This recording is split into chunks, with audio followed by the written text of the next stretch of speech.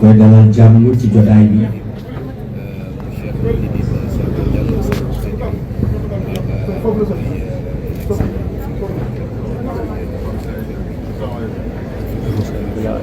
Allo.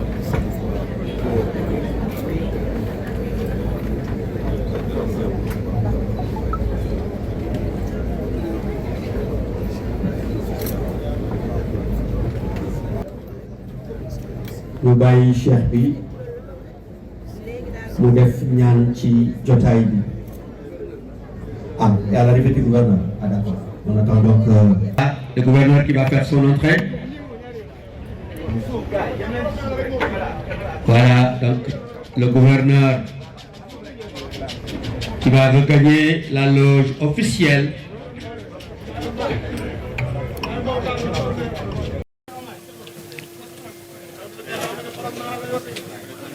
Voilà donc l'arrivée du gouverneur de la région de Kaolack qui va s'installer.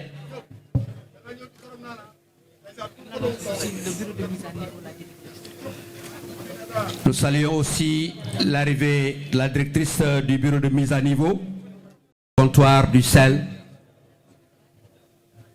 Voilà.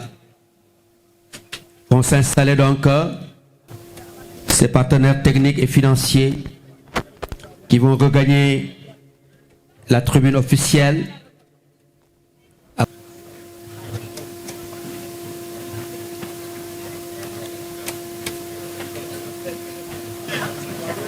Voilà, mesdames, messieurs,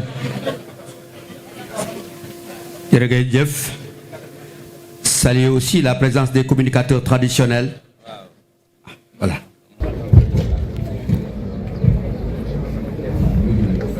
Alhamdulillahi rabbil alamin. Assalamu alaikum wa rahmatullahi ta'ala wa barakatuhu. Mbokk yi ñu ngi leen di siyaare di ci jiital ki yàlla jiital ci jotaay bi mooy gouverneur bu région de Kaolack ak ñi mu àndal di nuyu mbooleem kilifa yi fi fekk mbooleem kilifa diine yi sëriñ daara yi góor ak jigéen mag ak ndaw di leen jox seen cër di leen jox seen dayoo di leen jox seen wàccuwaay di ñaan borom bi subhaanahu wa taala jotaay gi ñu door ko ci jàmm mottali kook sago mu nekk ci jotaay yi yàlla gën a gërëm ci kaw suuf ba yéene biñ ci am yàlla defal ñu ci lu kaay suñu njor ci barkay sayyiduna Muhammad sallallahu alayhi wa sallam balaa ñuy ñaan li ma fi indi tey li ma fi indi kóllëre la kóllëre nag sunu borom subhaanahu wa taala lu mu fonk la lu mu sàmm la bi yàlla bindee kóllëre da ko gaaral asamaan ak suuf ñu joxe ci ngànt mu gaaral ko jinne yi ak malaaka yi ñu joxe ci ngànt mu gaaral ko doj yi ñu joxe ci ngànt mu gaaral ko doomu adama jël ko borom bi subhaanahu wa taala ne kóllëre ki la jël bu la sàmmee ma sàmm ko ba faw bu la jokkee ma jokk ko ba faw waaye bu la foowee ma seetaan ko am na saar bu ñuy wax ci alquranul karim di suratul kahf yàlla mi ngi fay tudd xaj ci ñett béréb yu bokkul ak morom ba te fu mu tuddee ay nit ñu baax xaj la teg ci wet fu mu tuddee ay nit ñu baax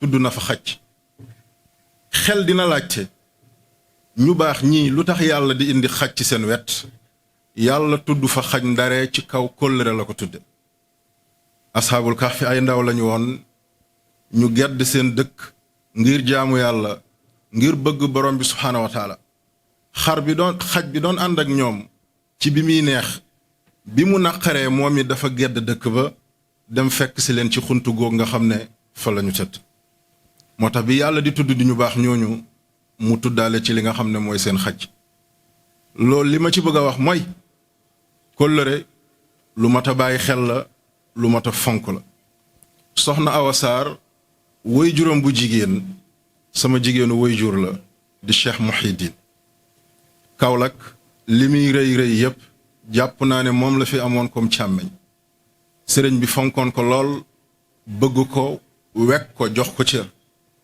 moom rek laa doon gis ci soxna suy indi suukaru koor ci kanamu sëriñ bi mu dajji ko ne ko sa bos lay ndogoo tey loolu kóllëre gi jot a jàll seen diggante soxna Awa Sarr yàlla dogal na xale bi ñuy tudd nii tey muy projet bi mu ko njëkkee xalaat ñim ci njëkk a toog waxtaanal Cheikh Mouhidine ci la bokk bi mu ko waxee sëriñ bi ne ko am na suma doom buy jàng Égypte ñëw na dinaa ko woo ngeen bokk waxtaan ci ngeen xalaat ci loo ci nar a def nga waxtaan ci ak moom lu ngeen ci def gërëm na sëriñ bi woo ma toog mu toog keroog ci biir waxtaan bi lu yéeme jóge na fa ndax sëriñ bi fàttelu nañu diggante Baye Niass ak Abdou Diouf yàlla dogal na biñ ko njëkkee def gouverneur ci région de Kaolack dafa ñëw fii ci Medina Baye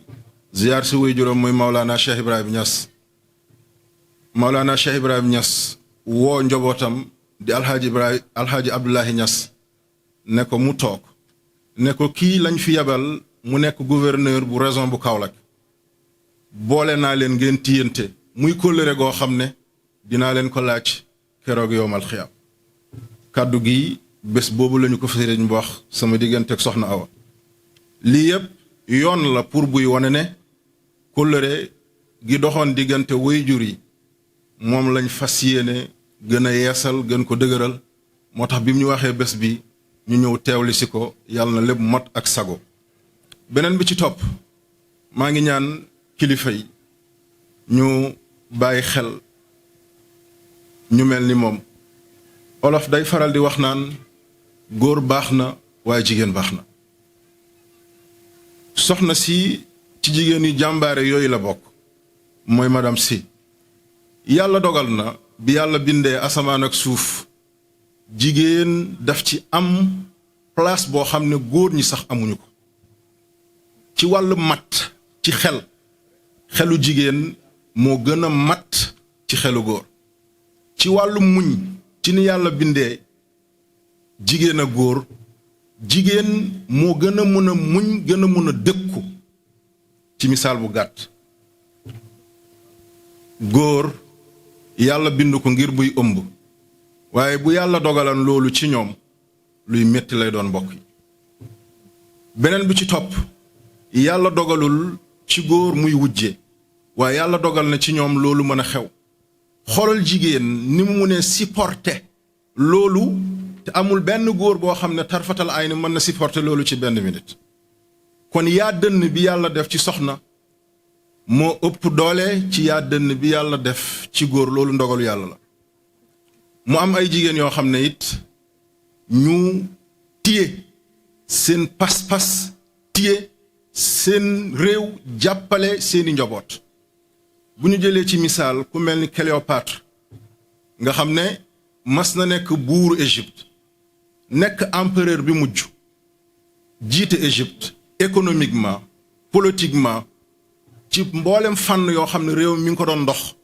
jiite ay góor kon bu ñu amee soxna yu baax yu mel nii am yéene taxawal entreprise yu mel nii suñu xel loolu la ñuy jox waaye ku jël misaalu ku mel ne Jeanne d'Arc année 1412 jëm 1431 ci ni mu géré woon gouvernement française ci lépp loo xam ne côté politique la côté scientifique la côté économie la côté yeneen ak yeneen yoo xam ne religieux mu géré ko ci situation boo xam ne jamono jooju amaat na boo ko joxoon góor ñi sax ñu am ci jafe-jafe loolu yëpp dafay wane ne jigéen benn ndab la ci société bi ndab boo xam ne mënul ñàkk yooyu yëpp sori na demal fii ci Poroxaan am na benn soxna su baax guñ doon tuddee soxna jaaratullaahi Buso ñu gën ko xam ci Mam Jaara muy wayjuru xaadimu rasul Mam Jaara lépp lu Sëriñ Tuubaa liggéey da ko gontu ki xëyoon kenn rek la mooy soxna jaar téye borom këram jàpp diineem fonk digganteem ak boromam fonk digganteem ak ay moromam fonk digganteem ak ay bokkam yàlla dogal mu sëy te yàlla tax muñ te yàlla tax ba li ko yàlla fay tey muy jëmm joo xam ne mënul ñàkk ci àddina Sëriñ Tuuba bu ko l'humanité amuloon l'humanisme bu ñu ko amuloon ñii dee dem safara kenn xamul lu ñu toll kon ñu ngi lay sant bu baax di yemale foofu suñu kàddu ndax xam naa du conférence waaye dañu cee cëral ngir ñu jël ci ay kàddu ñu ngi leen di sant bu baax ñu ngi leen di jaajëfal di am mbégte fi may tëjee sama kàddu nag mooy dañuy faral di wax naan ci tubaab góor bu jàmbaare boo gis mu taxaw soxna su baax moo ne ci ginnaaw waaye le contraire mooy li am soxna Awa boroom këram di Abdul Kader Si taxaw na taxawaay googu ci ginnaawam gunge ko téye ko taxawu ko ci biir ak ci biti ci ay xalaatam ci projet yi ci lu munti am te dara taxul lu dul soutenir ki nga xam ne yàlla moom la ko booleel loolu nag leçon la darsu bu rëy ci képp koo xam ne góor la te suñu borom am kum la boole ci sa dund nga war koo bàyyi xel sa diggante ak moom yàlla na yàlla fay ay waajuram ñu ngi leen di sant ñu ngi leen di gërëm ñu ngi leen di ñaanal yàlla maa ngi tëjee sama kàddu ci sama bàjjen di soxna Zeynabu Diallo newoon kenn ci njobootu Maulana Cheikh Ibrahim Niass di la ñaanal yàlla guddal sa fan wéral sa cër ci barkay Seyduna Muhammad sallallahu alayhi wa sallam allahuma salli ala Seydina Muhammad al-fatih lima ughliq wal khatim ma sabaq nasir haqq bil haqq wal hadi ila siratika al mustaqim wa ala alihi haqq qadri miqdar al azim والتف بنا وقو بنا وكن لنا وحب لنا حسن الختام ربنا طويل لنا أمرنا سهل لنا بدنا وحب لنا الرشد والتوفيق يا الله وافتح لنا كل باب كنت فاتحه للسالحين من الخيرات يا الله سبحان ربك رب العزة ما يصفون وسلام على المرسلين الحمد لله رب العالمين إن شاء الله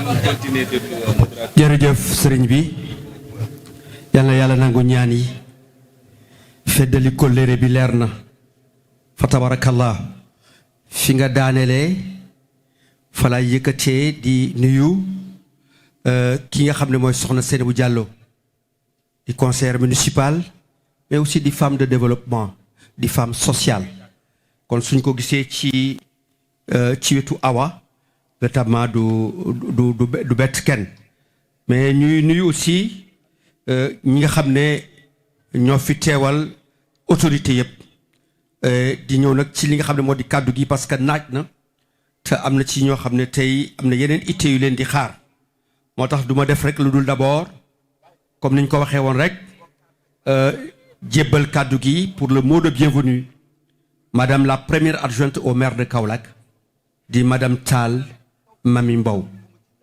Madame Tall, vous avez la parole.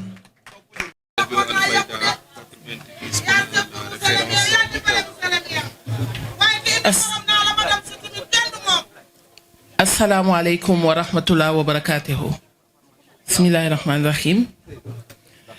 maa ngi nuyu mbooloo bi yépp mais bala maa commencé li nga xam ne mooy protocole bi dafa am ñi am cër ci suñu boroom te cër boobu defe naa ne mooy cër bi nga xam ne moo tax ñuy liggéey fii dunya wal aaxira kon di ñaan monsieur le gouverneur bala maa commencé mu may ma njëkk a nuyu sëriñ yi nga xam ne ñoom ñoo teewal jotaay bi te ñu ràññee ci sëñ Ibrahima bu Cheikh Mouhamadine Samba Diallo sëñ Jililo ak képp koo xam ne rek taxawal nga fii li nga xam ne moom mooy diine bi nga xam ne moo ñu tax di yëngu subaax ngoon kon monsieur le gouverneur, monsieur le préfet, monsieur le directeur des PME, représentant du ministre du Commerce et de l'Industrie et le secrétariat d'État au développement des PME-PMI, madame la directrice du bureau de mise à niveau, monsieur le directeur administratif et financier de la Chambre de commerce, d'industrie et d'agriculture de Kaolack, monsieur Ismaël Sy, représentant de Cheikh Mahi Cissé, Adja Seynabou Diallo, Madame la directrice générale du comptoir du sel, Monsieur le directeur des salins, chers invités en vos rangs, grades et titres. C'est avec un immense honneur et un réel plaisir que je prends la parole aujourd'hui au nom du maire de la commune de Kaolack pour vous souhaiter la bienvenue à cette cérémonie de lancement officiel de la marque Xoxom Nala, portée par la société Le Comptoir du Sel. Aujourd'hui est un jour particulier pour notre ville, un jour qui consacre le travail, la persévérance et la vision, mais surtout un jour qui illustre parfaitement la dynamique de transformation économique dans laquelle Kaolack est résolument engagé. Mesdames et messieurs, Kaolack, de par sa position stratégique au cœur du pôle centre, a vocation à être un carrefour économique majeur, un hub de production, de transformation et de distribution. Cette centralité doit se traduire par des initiatives concrètes, des investissements structurants et l'émergence d'industries locales fortes. C'est pourquoi la commune de Kaolack soutient pleinement toutes les initiatives qui contribuent à créer de la valeur, à générer des emplois et à renforcer notre tissu économique local. Le produit Xoxom Nala que nous lançons aujourd'hui est bien plus qu'un sel. Il est le symbole d'une industrie locale en construction, d'une ressource valorisée avec intelligence et d'une ambition clairement affirmée. Produire localement, transformer localement et créer de la richesse pour nos populations. Permettez-moi ici de saluer et de féliciter chaleureusement la Chambre de commerce, d'industrie, d'agriculture de Kaolack, parrain de cet événement, une institution partenaire et sœur de la commune, avec laquelle nous partageons une même vision, celle du développement économique durable de notre territoire. Je voudrais magnifier le travail remarquable qu'elle accomplit au quotidien pour l'encadrement, l'accompagnement et la structuration du secteur privé local.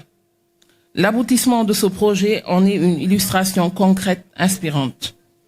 À travers son engagement, la Chambre de commerce, d'industrie et d'agriculture démontre qu'un accompagnement stratégique de qualité peut transformer une idée en une entreprise viable et une initiative en une réussite économique.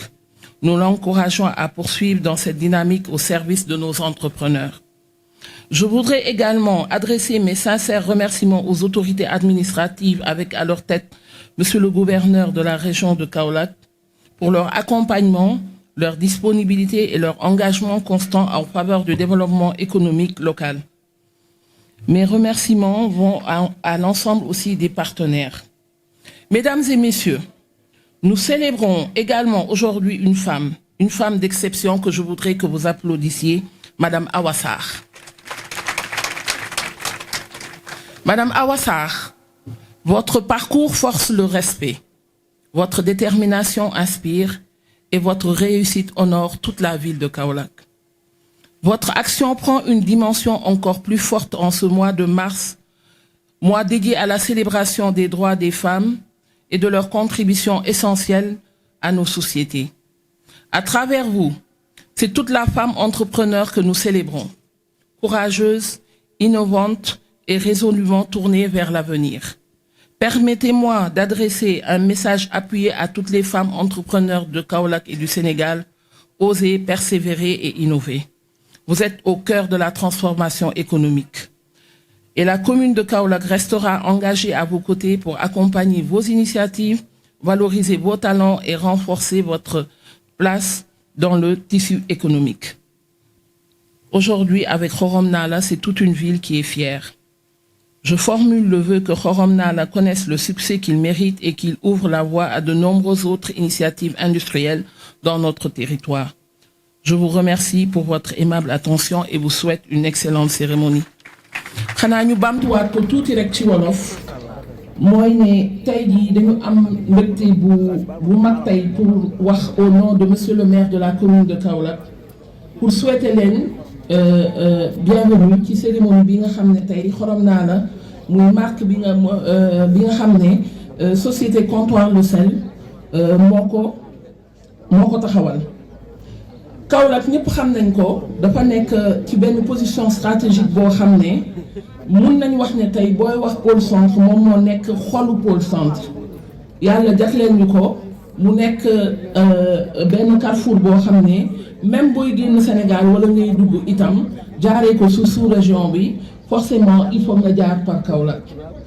xorom naa la bi nga xam ne tey nag moom la ñuy lancé du ma ne rek xorom la dafa nekk symbole boo xam ne symbole lu dëkk la mais symbole lu loo xam ne tey jii kuy waxu koom dañ koy tudd muy industrie. donc tey xorom naa la mun nañ ko jël comme symbole lu industrie locale bi nga xam ne moom la ñu war a tabax pour lépp loo xam ne moo jëm ci koom ak ut liggéey emploi yi nga xam ne moom la ñu war a def pour jigéen ñi ak pour jeunes yi. donc bu liy taxawee li ñu naan pecc liir bu neexee nday jaatee ca mbagg ya am nañu ko ñu ko ŋànk ci ñi ko ŋànk ñooñu nag tey ñu ne parrain bi kan la ñu ne mooy chambre de commerce d'industrie et d'agriculture mu nekk institution boo xam ne commune de Kaolack day liggéey ak moom bu baax bokk benn kilifa donc ñu leen di gërëm di leen ma waxoon ko sànq nag lu yëngu lu ko yëngal ko ëpp doole te tey li yëngu dafa am jigéen ju jàmbaar joo xam ne ñëpp tey jii ku fi teew defe naa moom moo tax nga teew ñu koy wax soxna Awa Sarr may ñaan ngeen tàcc ko bu baax te kenn ku si ne fa mu toog mu ñaanal ko ci biir xolam lii mu jët man yàlla def si baraka bu bari. madame Awa Sarr parcours bi nga wane tey dafa forcer le respect cette détermination parce que man projet bi yàgg naa ko suivre bokk naa tey jii prototype bi mu ñëwee yegg ci chambre de commerce bokk naa ci ñu ko njëkk a gis man xam naa de loin et de près difficulté yi nga xam ne moom nga jànkonteel buntu yi nga xam ne fekk nga mu tëju nga mbëkk ko mu ubbeeku xam naa itam détermination bi nga xam ne moom nga téye projet bi mais dafa am tamit yeneen jikko yoo xam ne mooy jikko yi nga xam ne tey jii man bokk na ci li ma gën a neex si moom li nga tabax macha allah allahumma barik dafa nekk empire mais kuy wax Awa Sarr boo waxee jàmbaaram ba pare simplicité ak yaram moom ngay njëkk a tudd kon soxna Awa dañu nekk ci weeru mois de mars mois dédié à la femme su ñuy wax nag à la femme waxuñu à la femme ci wàllu rumbaay wala mumbaay mais à la femme ci taxawaayu femme ci biir société ci droit yi nga xam ne femmes yi war nañ koo am te droit actuellement ku liggéeyul amoo koom xamoo foo jëm defe naa ne say droit dina des kon bu fekkee ne dañu nekk ci mois de mars nga taxawal lu mel nii nekk benn symbole pour femme yëpp du ñu mun lu dul félicité na ñaanal la yàlla lii nga teg yàlla na barkeel mais yàlla na ko femme yu bëri roy pour que lu mel nii lu bëri am ci biir Kaolack ak ci biir Sénégal kon ñu ngi lay dollu di la félicité di ñaan yàlla ko xorom naa la xam am succès bi nga xam ne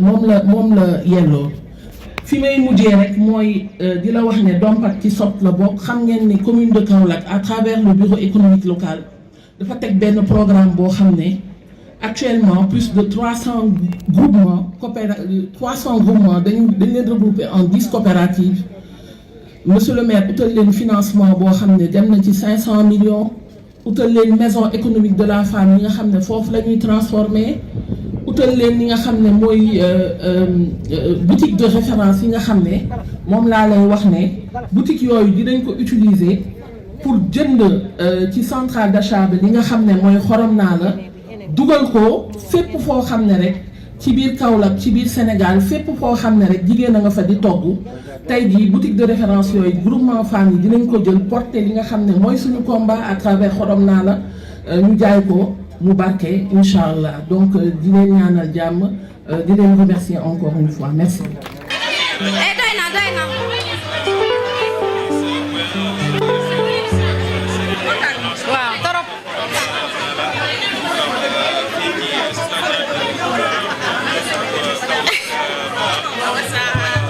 ay waa yéen tamit.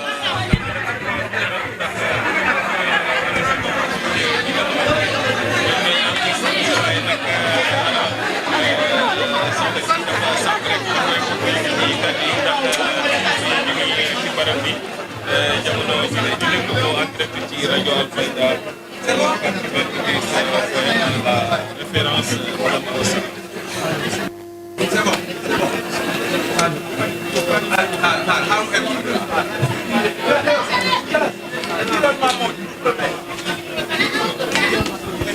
Allô, allô, allô, allô, allô, allô, allô.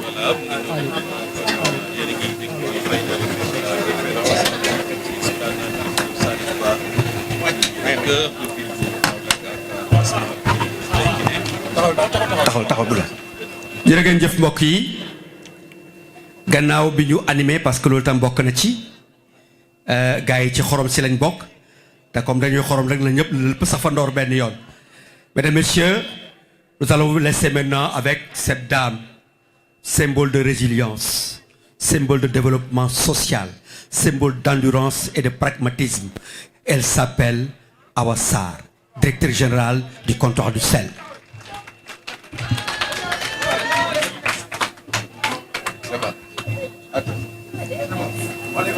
salaamaaleykum maa ngi leen di nuyu yéen ñëpp di leen dalal di leen sant ba ngeen jëlee seen temps pour ñëw jàppale ñu gunge ñu ku nekk maa ngi lay nuyu sa tur ak sa sant.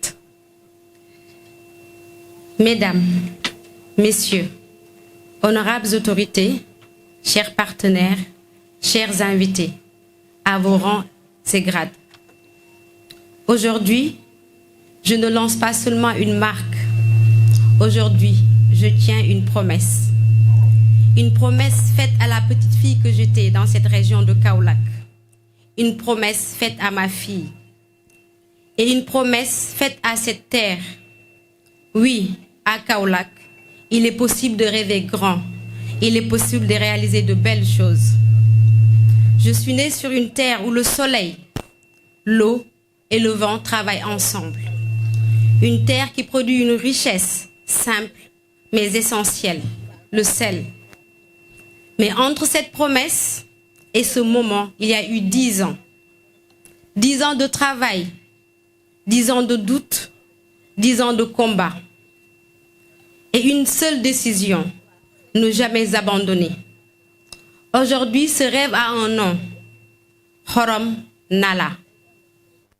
Xorom Nala, c'est le sel, ce qui donne du goût, ce qui donne de la valeur. Et Nala, c'est ma fille. Xorom Nala, c'est l'amour d'un pays transformé en projet et l'amour d'une mère transformée en héritage. Mais je veux être claire, Xorom Nala, ce n'est pas mon histoire, c'est notre histoire à tous, Kaolackois. Celle de femmes et d'hommes qui ont cru, même quand rien n'était garanti. Je pense à toutes les actrices et acteurs de la filière sel au Sénégal qui m'ont ouvert la voie à travers leurs coopératives respectives. Kaolack, Fatick, Kaffrine, Lac Rose et Palmarin. Celle d'une équipe qui a tenu quand c'était difficile. À mes équipes, ma Dream Team, un grand bravo. maa ngi leen di sant di leen gërëm awma seen fay. Je tiens également à remercier nos partenaires techniques et financiers, la DRFJ, la GIZ, le réseau Entreprendre Dakar, le bureau de mise à niveau, Enabel, la Chambre de commerce et d'industrie de Kaolack, la Société nouvelle des salins du Sine Saloum. Votre accompagnement n'a pas été un soutien, il a été un levier. Et je voudrais saluer particulièrement la Chambre de commerce de Kaolack. Parée de cet événement, vous n'avez pas seulement accompagné ce projet, vous l'avez aidé à exister. Lakal naa leen sonal naa leen guddal ngeen ma bëccal ngeen ma aw ma seen fay ne ma leen wax yéen a ma teete yéen a ma jox biberon am naa ruy ba léegi mën naa lekk ginaar jërëjëf. Merci pour votre engagement indéfectible en faveur du développement des entrepreneurs de Kaolack. J'exprime ma profonde gratitude à toutes les autorités administratives du pays, particulièrement de la région de Kaolack, pour leur présence, leur soutien et leur engagement précieux qui honore et renforce l'économie locale et aussi le lancement de notre marque. Aujourd'hui, 75% des consommateurs effectuent des achats alimentaires dans les boutiques de quartier. Et ces consommateurs méritent autant la qualité. 32% seulement consultent systématiquement les informations nutritionnelles, ce qui explique en partie la persistance de la carence en iode chez de nombreux consommateurs. Il est important que le Made in Sénégal que nous portons aujourd'hui puisse convaincre. Merci aux représentants des boutiquiers du Sénégal et au coordonnateur régional de l'Union nationale des consommateurs du Sénégal de votre présence qui démontre la portée de cette ambition. À ma famille, mes parents pour les racines solides, à mon papa pour son amour inconditionnel. Je veux m'arrêter un instant pour rendre un vibrant hommage, c'est l'émotion, à ma maman. Jambar la, jigéen la, yaay la, mag la, si man. Lakal naa ko maa ngi koy baal ak neene acca nag. Elle a su nous inculquer bien plus que des valeurs. Le sens de la famille, le sens des responsabilités, une façon d'être, de penser et de rester debout quoi qu'il arrive. Daf ñoo yàgg a wax nit day nangoo boot soo nangoo boot yàlla gunge la. À mon mari pour son soutien silencieux mais essentiel, Monsieur Si, merci. Mes amis, oui, c'est important quand on entreprend d'avoir des amis qui savent être à l'écoute, qui savent être présents, même dans les moments difficiles. Et ces amis sont devenus ma famille, choisie, mais toujours présente. Et à toi, Nala, tout ce que je construis aujourd'hui, c'est pour que demain, je n'ai pas à douter de ce que tu es capable de devenir. Rappelle-t'en. Aujourd'hui, Xorom Nala est plus qu'une marque. C'est un symbole. C'est une preuve, c'est un début. Je veux parler aux jeunes présents, nombreux aujourd'hui. N'attendez pas que les conditions soient parfaites. Elles ne le seront jamais. Commencez avec ce que vous avez, là où vous êtes. C'est comme ça que j'ai commencé. Je veux parler aux femmes en ce mois de mars. Votre place ne se demande pas, elle se conquiert. Avec courage, avec dignité et avec détermination.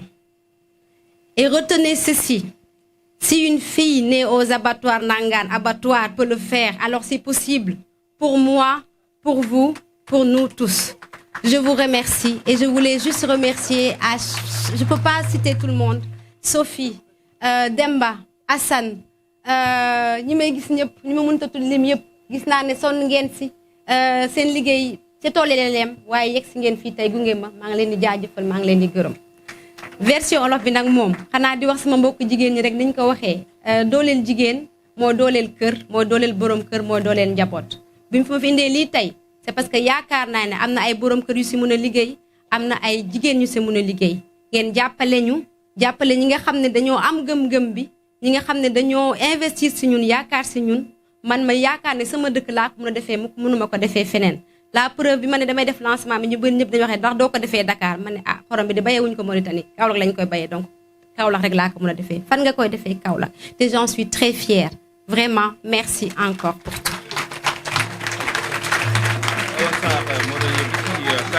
alors ci esplanade de ville bu Kaolack moom mooy président. Merci Madame Si. Awa Sarr, la directrice générale du comptoir du sel. Nous allons passer la parole aux partenaires techniques et financiers. D'abord, Madame la directrice du bureau de mise à niveau, Madame Ba. Vous avez la parole, Madame Ba. Lancement produit du comptoir du sel. Monsieur le gouverneur de la région de Kaolack, Monsieur le préfet de Kaolack,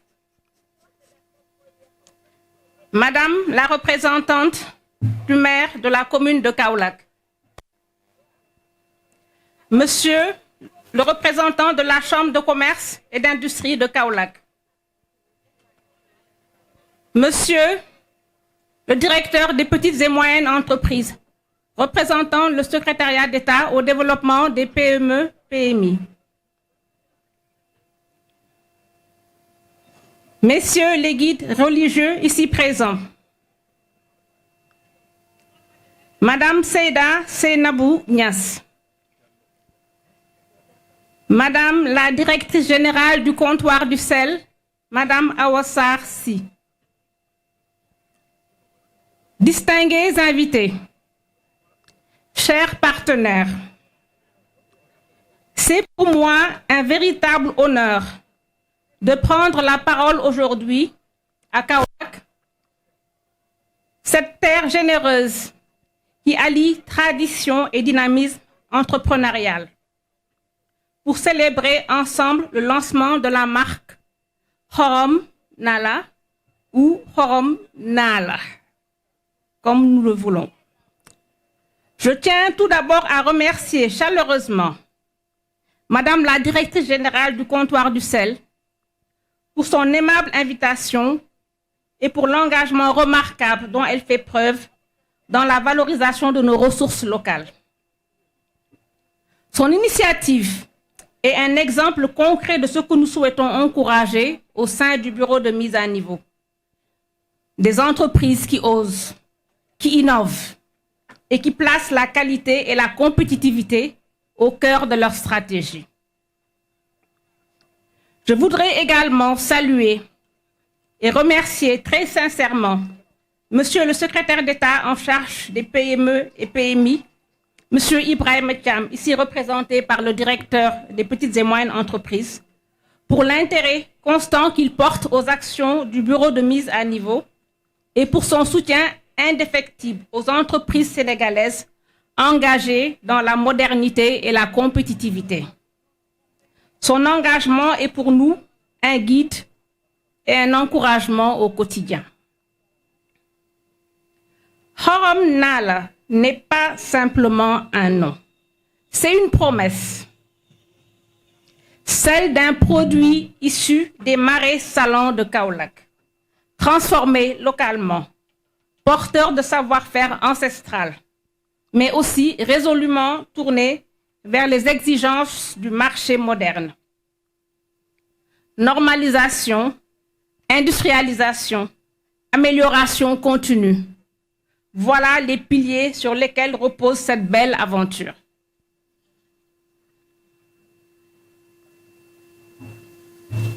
Le bureau de mise à niveau a pour mission, justement, d'accompagner les entreprises sénégalaises dans cette quête d'excellence. Et c'est avec une grande fierté que nous voyons des entreprises comme le comptoir du sel incarner cette vision. L'accompagnement que nous avons conduit auprès de cette entreprise s'inscrit dans une orientation stratégique claire. Le passage d'une production artisanale à une production industrielle. Cela s'est traduit concrètement par deux axes majeurs. Premièrement, l'augmentation et la sécurisation des aménagements. Nous avons en effet soutenu l'extension et la réfection des infrastructures salicoles, permettant d'accroître les surfaces exploitées, de mieux maîtriser le cycle de production et de garantir une plus grande stabilité de l'exploitation. Deuxièmement, l'introduction de technologies améliorées. Nous avons accompagné l'acquisition d'équipements modernes, tels que des pompes électriques de forte capacité et un groupe électrogène, afin de mécaniser certaines étapes clés, d'optimiser les rendements et d'améliorer significativement la productivité. Ces investissements vont permettre à l'entreprise de franchir un cap décisif. Premièrement, augmentation des surfaces exploitées, qui passe de 2,5 hectares en 2022 à 10 hectares en 2026, soit une multiplication par 4, témoignant d'une maîtrise accrue du foncier salicole. Deuxièmement, une hausse significative de la production de sel brut. Celle-ci passe de 2100 tonnes en 2022 à 15 000 tonnes en 2027, reflétant l'efficacité des investissements réalisés. Ensuite, une augmentation du chiffre d'affaires allant de 60 millions de francs CFA à 337 millions de francs CFA en 2027, illustrant la performance économique et la montée en gamme réussie. Enfin, et non moindre, la création d'emplois permanents. Nous notons 30 emplois durables au niveau local, contribuant ainsi à l'ancrage territorial et à l'inclusion sociale. Voilà, mesdames et messieurs, ce qu'est l'accompagnement du bureau de mise à niveau. Un partenariat concret, orienté vers la modernisation, qui accompagne les entreprises dans leur transformation structurelle pour les rendre plus compétitives et plus résilientes. Votre présence nombreuse aujourd'hui témoigne de l'intérêt que vous portez à cette dynamique. Elle est aussi un message d'encouragement à toutes celles et ceux qui, dans nos régions, œuvrent chaque jour à bâtir une économie plus compétitive, plus inclusive et plus résiliente. Je voudrais également saluer l'initiative Jongante Togg en ce mois de mars, qui célèbre également la célébration de la Journée internationale des droits des femmes. Cette initiative, associée à cette cérémonie, a pour objet de mettre en valeur la gastronomie locale, comme le mbaxal saloum, les dakhine et tant d'autres plats prisés de la région de Sine Saloum. Rien de tel que la convivialité et le partage pour célébrer un produit du terroir. En conclusion, permettez-moi de dire combien je suis convaincue que Xorom Nala deviendra un modèle de référence, non seulement pour la région de Kaolack, mais pour l'ensemble du Sénégal. Au bureau de mise à niveau, nous resterons à vos côtés pour poursuivre ce chemin exigeant de la modernité et de la compétitivité. Je félicite une fois de plus toute l'équipe du comptoir du sel pour ce magnifique projet et je souhaite à Xorom Nala tout le succès qu'elle mérite. Vive le comptoir du sel, vive Xorom Nala, vive le Sénégal industriel. Je vous remercie de votre aimable attention. Ma wax quelques mots xanaa rek ci wolof pour résumer un peu li ma doon wax nii di wax ne mbégte bi ma am tey en tant que directrice du bureau de mise à niveau ñëw fii tey pour accompagner lancement du projet Xorom Nala dafa nekk lu am importance pour ñun bureau de mise à niveau ndaxte exemple madame Sy benn exemple boo xam ne nañu bëgg chaque mois wala chaque trimestre war a mën a ñëw ci région bu mel ne Sine Saloum wala ci beneen région du Sénégal pour magnifier entrepreneuriat local ndax détermination bi ñu gis ci moom dafa nekk loo xam ne nañ ko war a wone comme royukaay mu nekk fii ci région bi mais mu nekk également dans toutes les régions du Sénégal mbégte bi ñu am nag ci projet bi dafa nekk ne nañu fekk benn entreprise bu am détermination ak engagement ñu jàppale ko ci accompagner ko ci ay investissement bi nga xam ne daf ko doon def mu toll ci presque téeméeri millions de francs CFA ñu jàppale ko ci indi ci suñu wàll mu nekkoon lu toll ni que fanweeri millions de francs CFA ñu jàppale ko pour accompagner ko mu mën a réaliser projet am te li ñu gis ni tey dal na suñu xel kontaan nañ ci ndax au-delà de impact bi muy am ci région bi li ñu ciy gis tamit mooy impact en termes de création d'emploi mais tamit en termes de impact valorisation de la production locale donc vraiment amuñu leneen lu dul di leen ñaanal di ñaanal madame Sy mais également di ñaanal équipe bi yëpp projet bi gën a jëm kanam te liñ ciy séntu yëpp ñu gis ko ci jërë ngeen jëf.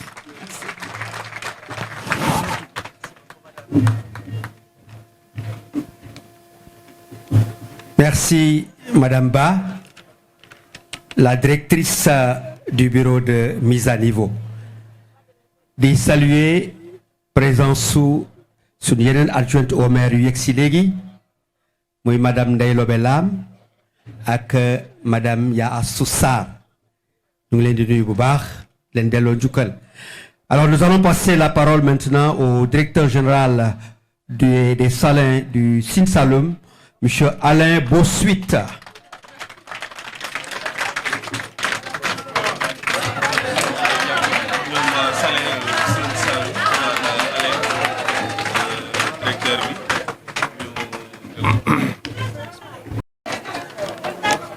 Bonjour à tous et merci.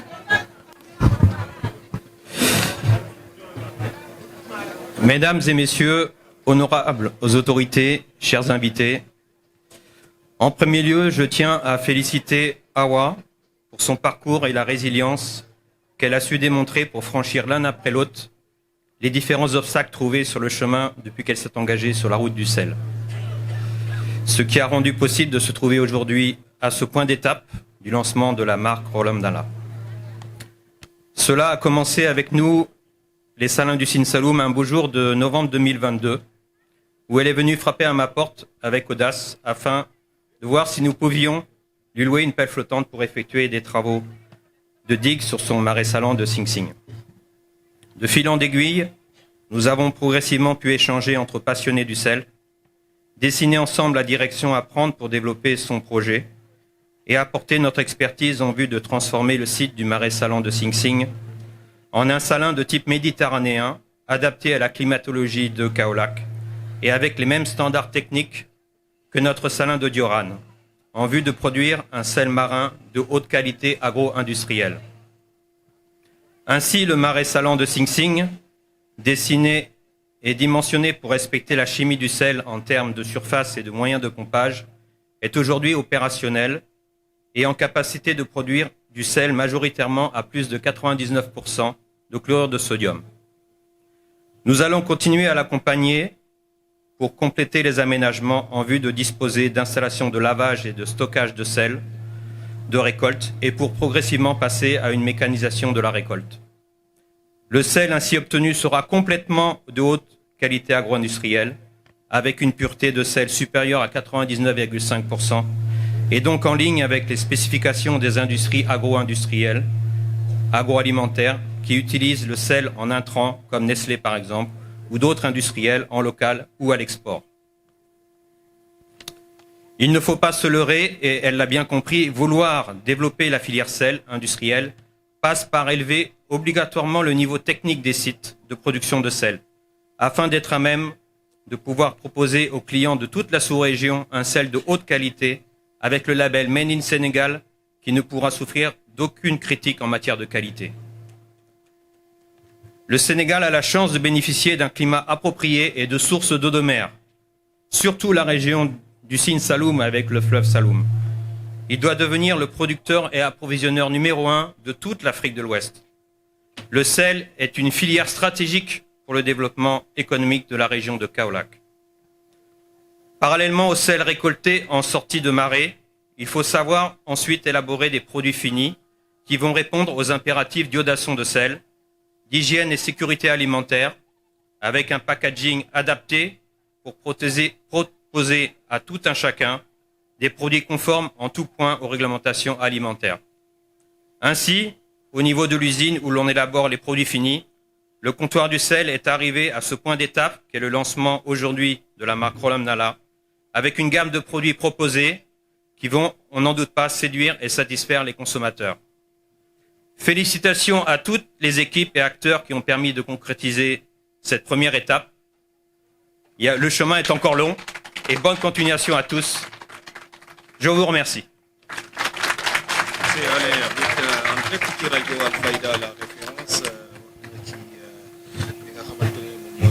Merci.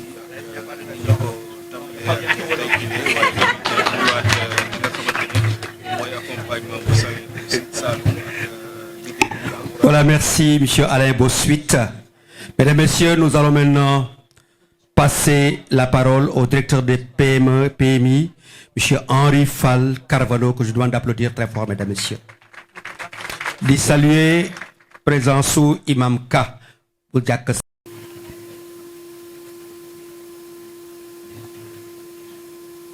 Voilà, jërëjëf. Asalaamaaleykum mbooloo mi. maa ngi nuyu ñëpp ci seen tur ku nekk ci sa tur ak sa sant.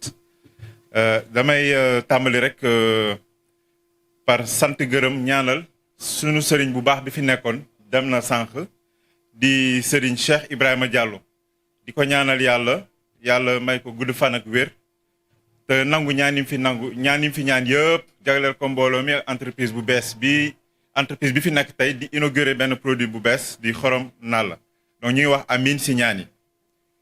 Monsieur le gouverneur de la région de Kaolack, Madame la première adjointe au maire de la commune de Kaolack, Monsieur le président du conseil départemental de Kaolack, Madame la directrice générale du comptoir du sel, Madame Sy, Monsieur le représentant de la Chambre de commerce, d'industrie et d'agriculture de Kaolack, parrain de cette cérémonie, Monsieur le directeur des salins du Sine Saloum, partenaire technique, Mesdames et Messieurs les représentants des autorités administratives et territoriales, Monsieur le représentant du directeur général de l'ADPME, Madame la directrice du bureau de mise à niveau, Mesdames et Messieurs les partenaires techniques et financiers, Mesdames et Messieurs les acteurs du secteur privé, Monsieur le représentant des boutiquiers du Sénégal, chers invités en vos titres, rangs et grades respectifs.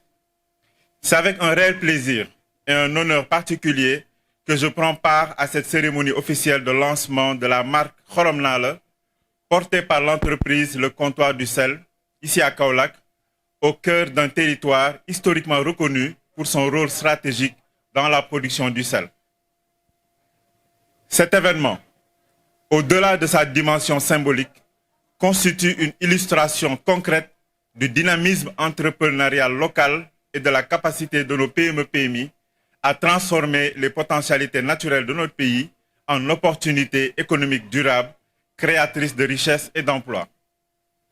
Mesdames et Messieurs, la région de Kaolack et plus largement le bassin du Sine Saloum dispose d'atouts naturels exceptionnels pour le développement de la filière sel. L'exploitation des marais salants, notamment ceux du Sing Sing, s'inscrit dans une tradition ancienne, mais aussi dans une dynamique de modernisation progressive, alliant savoir-faire local et exigence de qualité. Dans ce contexte, l'initiative de l'entreprise Le Comptoir du Sel, dirigée par Madame Sy, revêt une importance particulière. Créée en 2019, cette entreprise a su, en quelques années seulement, franchir des étapes significatives allant de l'acquisition des terrains à la mise en place d'une unité moderne de traitement et de conditionnement du sel, en passant par la mobilisation de financement et de partenariats, malgré un environnement souvent très contraignant. Le parcours de cette entreprise témoigne d'une détermination exemplaire face aux défis liés notamment à l'accès au financement, à la viabilisation des zones industrielles et à la structuration de la filière sel. Il illustre également la nécessité de renforcer les mécanismes d'accompagnement des PME-PMI afin de libérer pleinement leur potentiel. Je voudrais à cet égard saluer très chaleureusement l'engagement et la vision de Madame Sy Awassar, que je félicite au passage, la directrice générale du Comptoir du Sel, dont le leadership, la résilience et l'esprit d'innovation ont permis de faire émerger ce projet ambitieux. Son initiative repose sur un constat lucide et pertinent, celui d'un pays, notre Sénégal, riche en ressources salines, mais encore confronté à des importations de sel transformé, faute de valorisation locale suffisante. Madame Sy, en lançant votre nouvelle marque, Xorom Nalla, Nalla du nom de votre fille, mais aussi Xorom Nalla, parce que vous nous transmettez ce nouveau produit, donc il y a un Xorom également, vous apportez une réponse concrète à cette problématique, la transformation de nos produits locaux, en proposant un produit naturel, issu de nos terroirs, transformé localement selon des standards de qualité rigoureux et destiné aussi bien aux ménages qu'aux industries agroalimentaires. Monsieur le gouverneur de la région de Kaolack, Mesdames et Messieurs, le projet porté par le Comptoir du Sel s'inscrit pleinement dans les orientations stratégiques de l'agenda national de transformation, la Vision Sénégal 2050, qui met un accent particulier sur la densification du tissu économique national à travers le développement des PME-PMI. En effet, la transformation structurelle de notre économie repose sur notre capacité à promouvoir des chaînes de valeur locales, à encourager l'industrialisation et à renforcer la compétitivité de nos entreprises. À ce titre, la filière sel offre des perspectives importantes en termes de substitution aux importations que de conquête de marchés régionaux et de marchés internationaux. Le développement d'une industrie nationale du sel fondée sur la transformation, la traçabilité et la qualité constitue un levier stratégique pour améliorer la balance commerciale du Sénégal, renforcer la souveraineté économique et générer des revenus durables. L'initiative Xorom Naa participe ainsi à la construction d'un modèle de développement endogène basé sur la valorisation des ressources locales, l'innovation et la création de valeur ajoutée sur place. Mesdames et messieurs, au-delà des retombées économiques, ce projet présente également un impact social très significatif. La production de sel dans les marais salants du Sing Sing mobilise une main-d'œuvre locale importante, notamment des femmes et des jeunes, qui contribuent ainsi à la réduction du chômage et à l'amélioration des conditions de vie des populations kaolackoises. Les données issues du site de production de Sing Sing montrent qu'en période de forte activité, plusieurs dizaines, voire plusieurs centaines de travailleurs peuvent être mobilisés sur le site. Cette dynamique traduit le rôle essentiel des petites et moyennes entreprises, petites et moyennes industries, dans la promotion de l'emploi décent et inclusif. Le gouvernement du Sénégal attache une importance particulière à ces initiatives qui favorisent l'insertion socio-économique des jeunes et des femmes et qui contribuent à la cohésion sociale dans nos terroirs. Mesdames et messieurs, le lancement de la marque Xorom Naa s'inscrit aussi dans une logique de montée en gamme des produits locaux. Il ne s'agit plus seulement de produire, mais il s'agit de produire mieux, de produire plus, de transformer, de conditionner, de certifier et de commercialiser des produits répondant à des standards nationaux et internationaux. Cette exigence de qualité est essentielle pour conquérir la confiance des consommateurs et des entreprises transformatrices qui utilisent le sel comme matière première et accéder à de nouveaux marchés.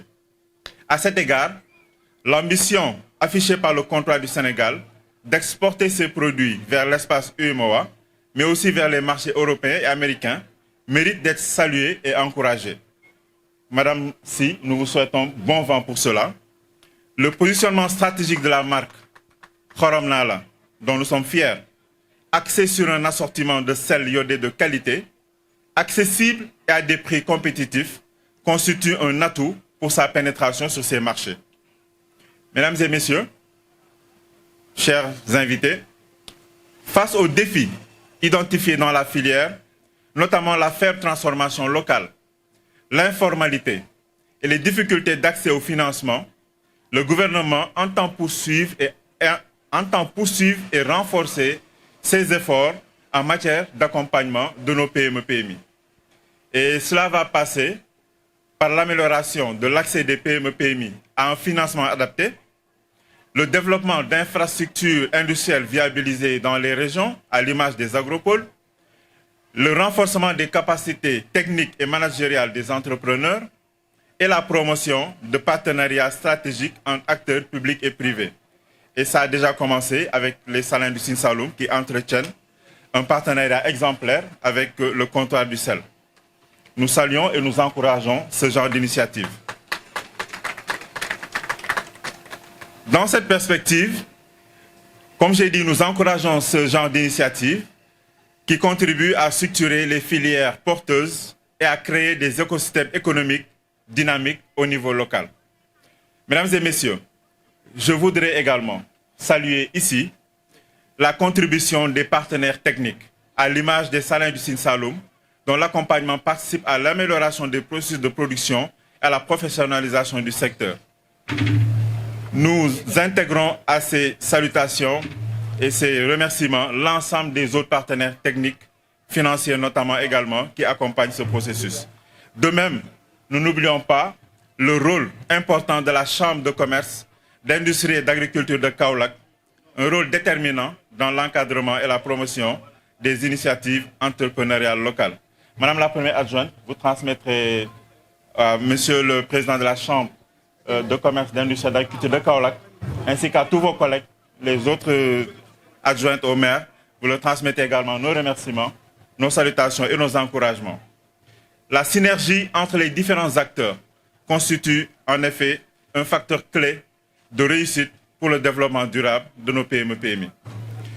Monsieur le gouverneur, Madame la première adjointe au maire, Madame la directrice générale du comptoir du sel, Mesdames et Messieurs les directeurs et directeurs généraux ici présents, distingués invités, en conclusion, vous conviendrez avec moi que le lancement de la marque Xorom Nala représente bien plus qu'un simple événement commercial. Il s'agit bien là d'un jalon important que vient de poser une femme battante, une entrepreneur de renommée, une entrepreneur modèle que l'on doit proposer comme exemple à toute la jeunesse, aux jeunes, aux femmes, comme modèle d'entrepreneur. C'est aussi également donc un message d'espoir qui est véhiculé à travers cette cérémonie qui réunit ici aujourd'hui. Et j'adresse un message en particulier donc aux jeunes, aux femmes, aux entrepreneurs sénégalais, pour leur dire qu'à l'image de Mme Awa Sarr, à l'image du comptoir du sel, à l'image du nouveau produit Xorom Nala, l'innovation, l'audace et la persévérance peuvent transformer des idées en projets concrets et les mettre au service du développement de notre pays. Ainsi, je ne doute point que l'ensemble du gouvernement ne ménagera aucun effort pour œuvrer en toute synergie en vue d'accompagner efficacement nos PME-PMI, mais spécifiquement des entreprises comme le comptoir du sel, dans leur croissance, les aider à lever les contraintes qui freinent leur développement et les aider à créer un environnement favorable, à disposer d'un environnement favorable à l'émergence d'un secteur privé fort et compétitif qui va nous générer non seulement de petites et moyennes entreprises, mais de grandes entreprises, voire des champions nationaux, régionaux et internationaux. Et c'est sur ces mots que je voudrais donc terminer mon discours en adressant mes vives félicitations à toute l'équipe du comptoir du sel, ainsi qu'à tous ceux qui, de près ou de loin, ont contribué à la réussite du lancement de ce nouveau produit et encourager pour cette belle initiative, formuler des vœux de plein succès à la marque Xorom Nala. Vive le comptoir du sel, vive la marque Xorom Nala, vive nos PME-PMI, vive l'industrialisation du Sénégal. L'exemple de comptoir du sel aujourd'hui est un exemple d'espoir. Nous souhaitons que cette entreprise grossisse, grandisse, devienne une industrie pour contribuer à l'industrialisation du Sénégal, qui est la vision Sénégal 2050. C'est un Sénégal industrialisé en 2050 dans le cadre d'un développement endogène, inclusif et durable. Je vous remercie de votre bien aimable attention. Merci.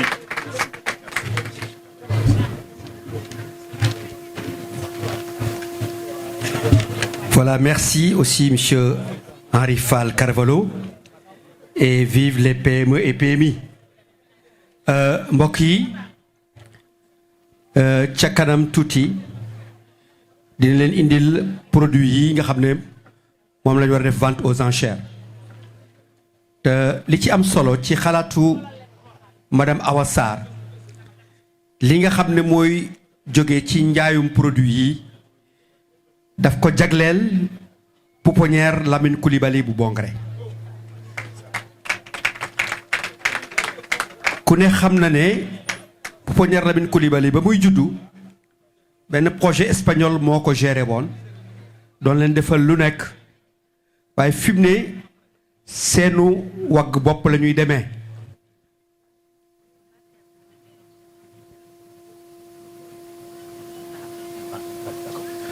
donc li nga xam ne moom la ci jublu mooy jàppale ko loolu boo di xale yi loolu nag mu ngi am bu cérémonie bi jeexee képp koo xam ne itteel na la mën nga adressé wu fii ñu jaay la ci produit pour nga mun ñu mun koo jox li nga xam ne moo di xale yooyu. jongante togg bi aussi buñ paree dañ ci loolu moo tax sax président Serigne boobu mu ngi ci yoon wi boobu ba léegi mais yegsiwul waaye dina am entretien ak Awa Sarr à l'occasion de...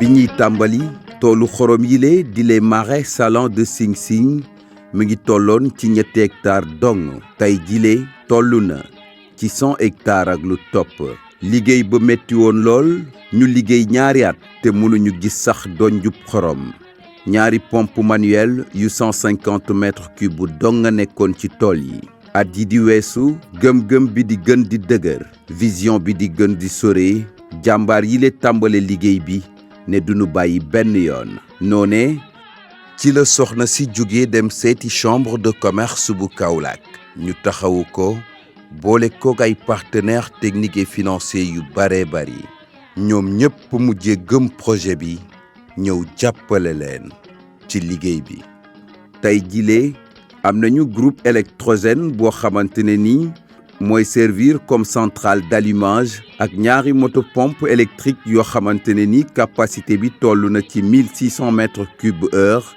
ak benn motopompe reprise bu capacité bi toll ci 1000 mètres cubes heure di mandargaal rêve boo xamante ne ni nekk na tey dëgg industrie buy dox di jëm ca kanam file ci comptoir du sel ca njëlbéen ga 3 employés dong moo fi amoon tey comptoir du sel tey créé ay emploi yu bari di contribuer bu baax ci développement gu région bile di Kaolack. ñu commencé mu ne masa gaay suñ fi toogee dinaa commencé di liggéey ak ñoom ay salariés xam nga ñi doon liggéey journalier ay temps ngeen liggéey temps ngeen bañ a liggéey ngeen dem bu ñu ne leen di ngeen di liggéeyee salaire ci ay kayit yu leer kooku bëgg na liggéey ak yéen te mu teg ci salaire bi mu leen doon fay avant le premier de leen doon fay xaalisam teg ci saa mu amee bénéfice ci xaalisam may leen ko benn gars yi mënut wax fii ne tabaski ñëw na wala leneen awa yëkkatu ci salaire yi boppam maye ko loolu def na ko fii ñu teg ci ñoo fi nekkoon muy métti nit ci di wax ñu dem bu gis résultat biñ gisee résultat nag nit ci fekk si nañu. ma mu gën a wax ne Awa Sarr de ñun suñu région bi Kaolack suñ amoon kenn 2 ba 3 ci moom yaakaar naa ne kenn dootu fi nekk de da ngay mbëkk di uti liggéey bitim réew. boobaak léegi def na fukki atu sacrifice yu bare waaye gëm-gëm bi mosul changé firnde gi moo di tey jile ñamuy liggéeyal ñoo ko gën a gëm bile projet mbir mi daal di mujjee dépassé benn histoire personnelle mujjee nekk ab histoire collective boo xamante ne nii ab askan lëmm ku ci ne da ko def sa yëfu bopp ku ci ne gën ko gëm. mu ñëw wax ma projet bi wax ma li mu bëgg wax ma fi mu ci bëgg ma ne ko waaw dinaa la jàppale mais lii moom gëw ma nga continuer ko waaw parce que gëw ma ko woon daal mais bi ñu ñëwee nag au fur et à mesure ñuy liggéey tout le temps ñu ngi ci tool yi ñu ngi dem ñu ngi ñëw bu ñu demee ba nawet bi ñëw lépp yàqu su ma ko ooyee awa mu ne ma jama on continue tout le temps ñu def ko pendant 2 ans 3 ans yoo xam ne liggéey nañ fi récolté wuñu dara dañuy liggéey ba nawet bi jeex ñëw ñu arrêté liggéey ba nawet bi jeex ñëw ñu arrêté après nag ma xam ne kii c'est une femme de valeur nit ko am gëm-gëm la nit ko am vision la ma ne ko nag dama koy gëmee comme ni mu ko gëmee mais ñu accompagner ko voilà le résultat tey ngi nii voilà. tey vision bi nekk na réalité bu kenn dootul naatable ba jàmbaar jile di madame Sy Awa Sarr Rivé directrice générale bu comptoir du sel di leen di dalal jàmm ci cérémonie officielle bu lancement bu xorom naala.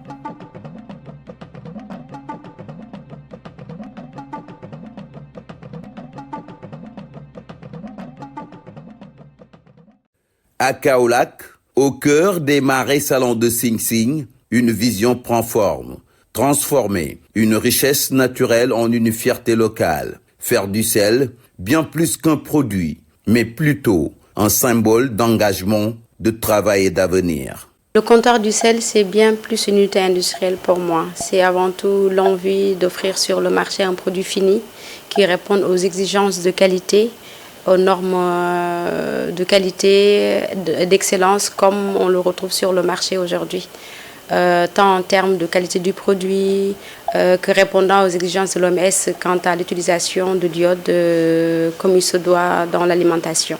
Tout commence au niveau du bras de mer. L'eau salée est acheminée vers des bassins où elle entame un long processus naturel d'évaporation jusqu'à la cristallisation. Nous sommes sur le bras de mer. Et sur ce bras de mer, on va venir créer un passage de l'eau qui va venir par canal et par système de pompage. Aujourd'hui, on a une capacité de pompage qui va dépasser ce qu'on pouvait faire il y a 5 ans. Parce qu'on a eu un accompagnement technique et financier qui nous a permis d'arriver à ce stade de mise en circulation de l'eau.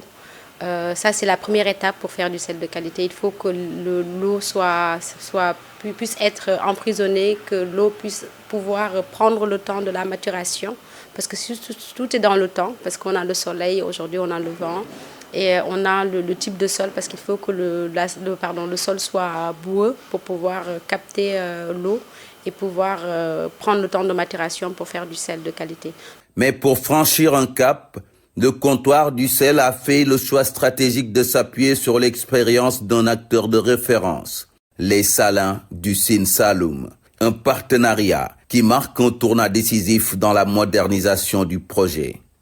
Nous avons fait appel au numéro 1 sur le marché sénégalais en termes de raffinage et en termes de mise à disposition pour ses clients d'un sel de qualité. C'est les Salins du Sine Saloum qui est notre partenaire technique principal parce qu'il nous accompagne dans les différents aménagements pour arriver à un standard de sel de qualité. Donc nous appuyons dans ce domaine technique au niveau des marais salants.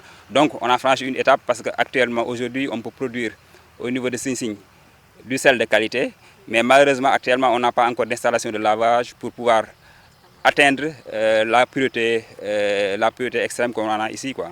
Ouais. Avec Khorom Nala et cette collaboration avec les Salins du Sine Saloum, nous répondons à une exigence claire, créer de la valeur ajoutée pour un produit, offrir de la valeur ajoutée à une région, parce qu'aujourd'hui nous sommes les premiers à faire ça sur le marché et nous sommes très fiers de proposer ça à nos consommateurs et nous espérons qu'ils sauront voir tout le travail qui a été fait derrière, qu'ils adopteront le produit avec tout l'amour qu'on a mis pour mettre ce produit sur le marché. Khorom Nala est bien plus qu'une simple marque de sel. Elle incarne la transformation d'un produit brut en une gamme moderne, accessible et adaptée aux réalités du marché et aux besoins quotidiens des consommateurs. À travers une offre diversifiée, Khorom Nala propose plusieurs formats. Le stick de 15 grammes, une des innovations, sel fin, raffiné, iodé, pratique et économique, idéal pour la consommation individuelle à 15 francs CFA l'unité. L'autre innovation majeure, le pot de 500 grammes, aussi en sel fin raffiné et iodé, garantissant qualité, hygiène et conservation optimale, disponible à 850 francs CFA l'unité. Le sac de 10 kg, gros sel iodé, à 1000 francs CFA. Le sac de 25 kg, gros sel iodé, à 1500 francs CFA. Donc en termes de consommation de sel brut de qualité, tel que voulu par les industriels ou par certains clients de la sous-région, on a les capacités de le faire, d'où aujourd'hui des sacs de 25 kg qu'on trouve et des sacs de 10 kg qui répondent à un nouveau besoin du marché, acheter simple, acheter à moindre coût. Mais dans notre besoin d'authenticité, d'exigence de la qualité du produit et pour répondre aux standards internationaux, nous mettons en place des types de produits de petit conditionnement pour un nouveau type de consommateur. Avec un emballage qui répond aux normes, avec un type de sel qui va être raffiné, séché, à la limite comme du sucre. Et puis nous mettons aussi en place un stick qui va répondre aussi à une nouvelle consommation plus près des ménages sénégalais. De Kaolack, une promesse est née, celle d'un sel qui nourrit d'abord le Sénégal, ensuite l'Afrique et plus tard le reste du monde. ndox mi saf saf ak xorom man ci lay sangu ndox mi saf saf ak xorom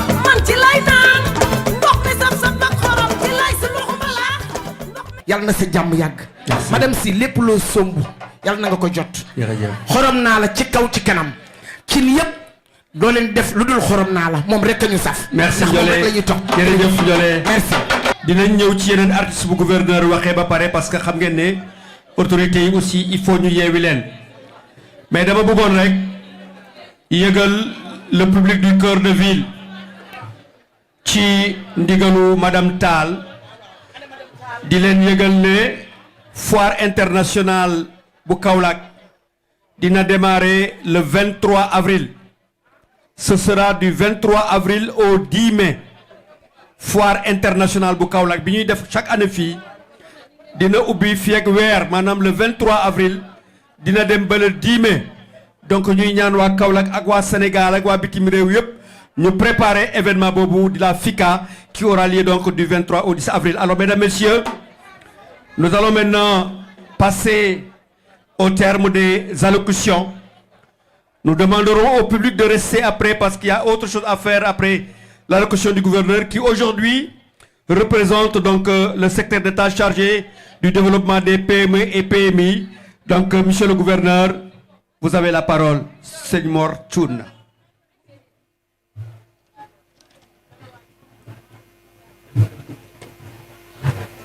jërëjëf sama magu bopp Maam Mody Mboup di ñaan ci yàlla guddal sa fan yokk sa wér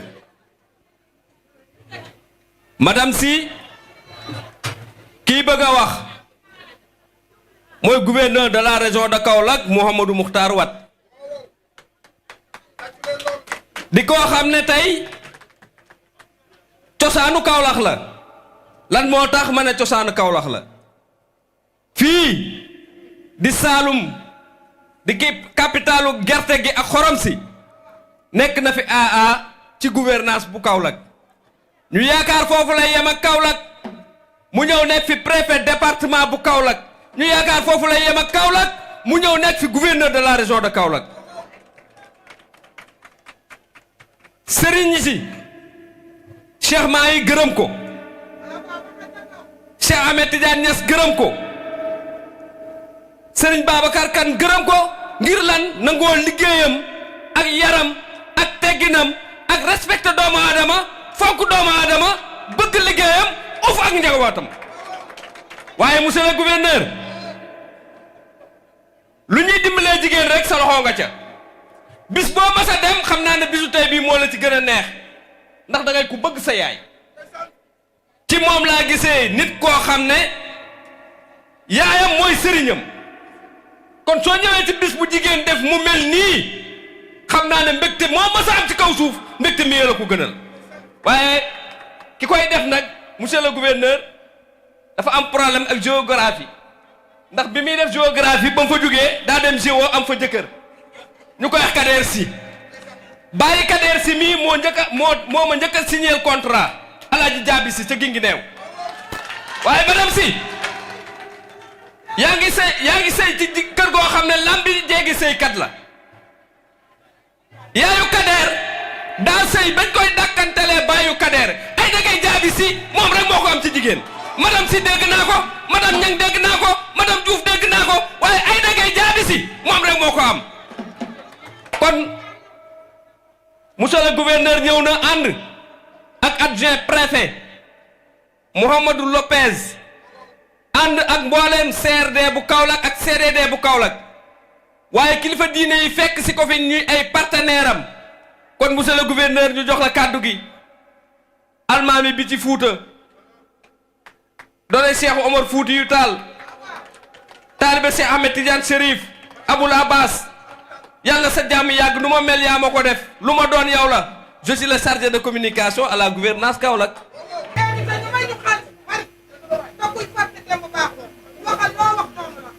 Monsieur le préfet du département de Kaolack, Madame le maire, Madame la directrice générale du bureau de mise à niveau, Monsieur le directeur des PME-PMI, Monsieur le directeur général des salins du Sine Saloum, Mesdames, Messieurs les chefs de service, régionaux, Monsieur le représentant du président de la Chambre de commerce, Mesdames, Messieurs, honorables invités, en vos qualités, grades et rangs, l'honneur m'est choix, au nom de Monsieur le secrétaire d'État chargé du développement des PME et PMI, et de présider la cérémonie de lancement officiel de la marque Xorom Nalla de la société Comptoir du Sel. Je m'acquitte de ce devoir avec d'autant plus de plaisir que j'en appréhende les enjeux. Il ne s'agit point pour nous d'assister à une simple manifestation promotionnelle, encore moins récréative, mais plutôt de rendre un écho beaucoup plus audible à une initiative, une démarche, une ambition qui mérite d'être citée en modèle. Mesdames et messieurs, l'initiative que nous louons aujourd'hui a pour cadre la région de Kaolack. La région de Kaolack qui est une région carrefour, la région de Kaolack qui est à la croisée des grands axes routiers menant au sud et à l'est du pays, mais également la région de Kaolack qui est un hub aussi bien routier que fluvio-maritime avec la présence du port de Kaolack. Dès lors, on sent la centralité de notre région, centralité qui sera nécessairement renforcée dans le cadre de la mise en place du pôle centre dont nous avons espoir que la ville de Kaolack va abriter en fait le chef-lieu. Mais également, Kaolack est retenu comme métropole d'équilibre dans le cadre du schéma d'aménagement du territoire. Vous voyez par là donc que notre région bénéficie d'une position privilégiée, mais cette position ne saurait suffire. Faudrait-il qu'elle soit mise en œuvre, qu'elle soit valorisée, et c'est en ce sens que nous louons la présence d'un tissu économique assez dense, d'un tissu de promoteurs, mais également d'opérateurs économiques.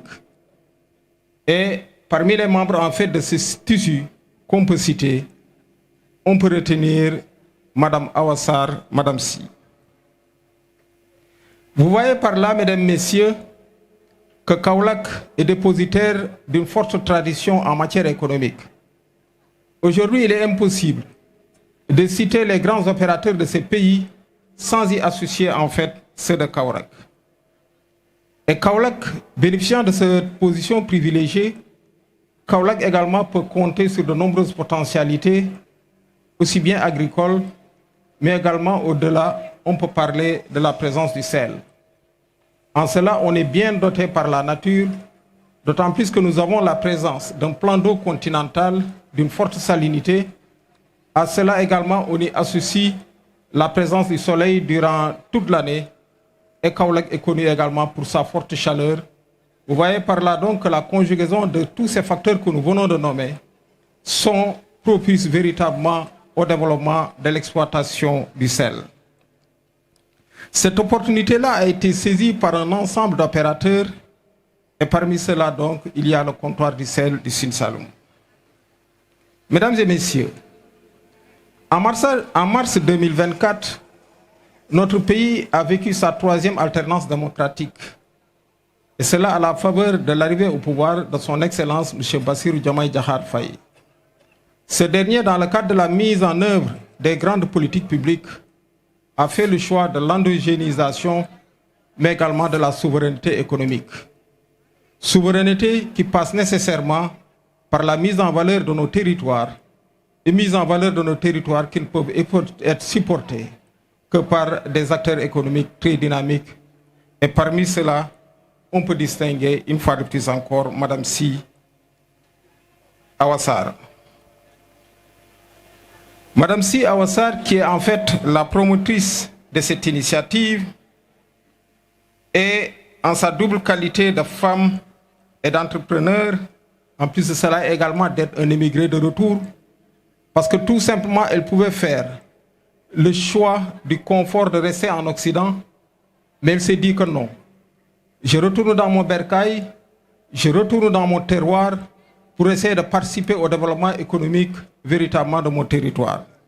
C'est en cela également que nous devons louer véritablement son initiative. Elle est donc un exemple édifiant dans la contribution des femmes ainsi que de la diaspora au développement économique territorial conformément aux orientations stratégiques de l'État visant à promouvoir l'autonomisation économique des femmes et à encourager l'investissement productif des Sénégalais de l'extérieur. En outre, l'initiative que nous magnifions aujourd'hui participe à la valorisation d'une matière première locale, en l'occurrence le sel, à travers sa transformation industrielle, contribuant ainsi à la promotion de la consommation de produits locaux, au renforcement des chaînes de valeur, à l'industrialisation progressive de l'économie territoriale, ainsi qu'à la création de valeur ajoutée et d'emplois locaux. Enfin, il y a lieu de relever les efforts significatifs consentis par la promotrice pour l'amélioration de la qualité du produit, notamment à travers un packaging moderne répondant aux standards commerciaux internationaux, gage d'une compétitivité sur le marché aussi bien national qu'international. Vous voyez par là que lorsque une personne est dépositaire de ces qualités, cette personne mérite accompagnement, soutien, mais également oreille attentive et une attention soutenue de la part de nous autres autorités administratives, mais également de l'ensemble des structures étatiques qui contribuent ou participent véritablement à l'encadrement et au développement donc des PME et PMI.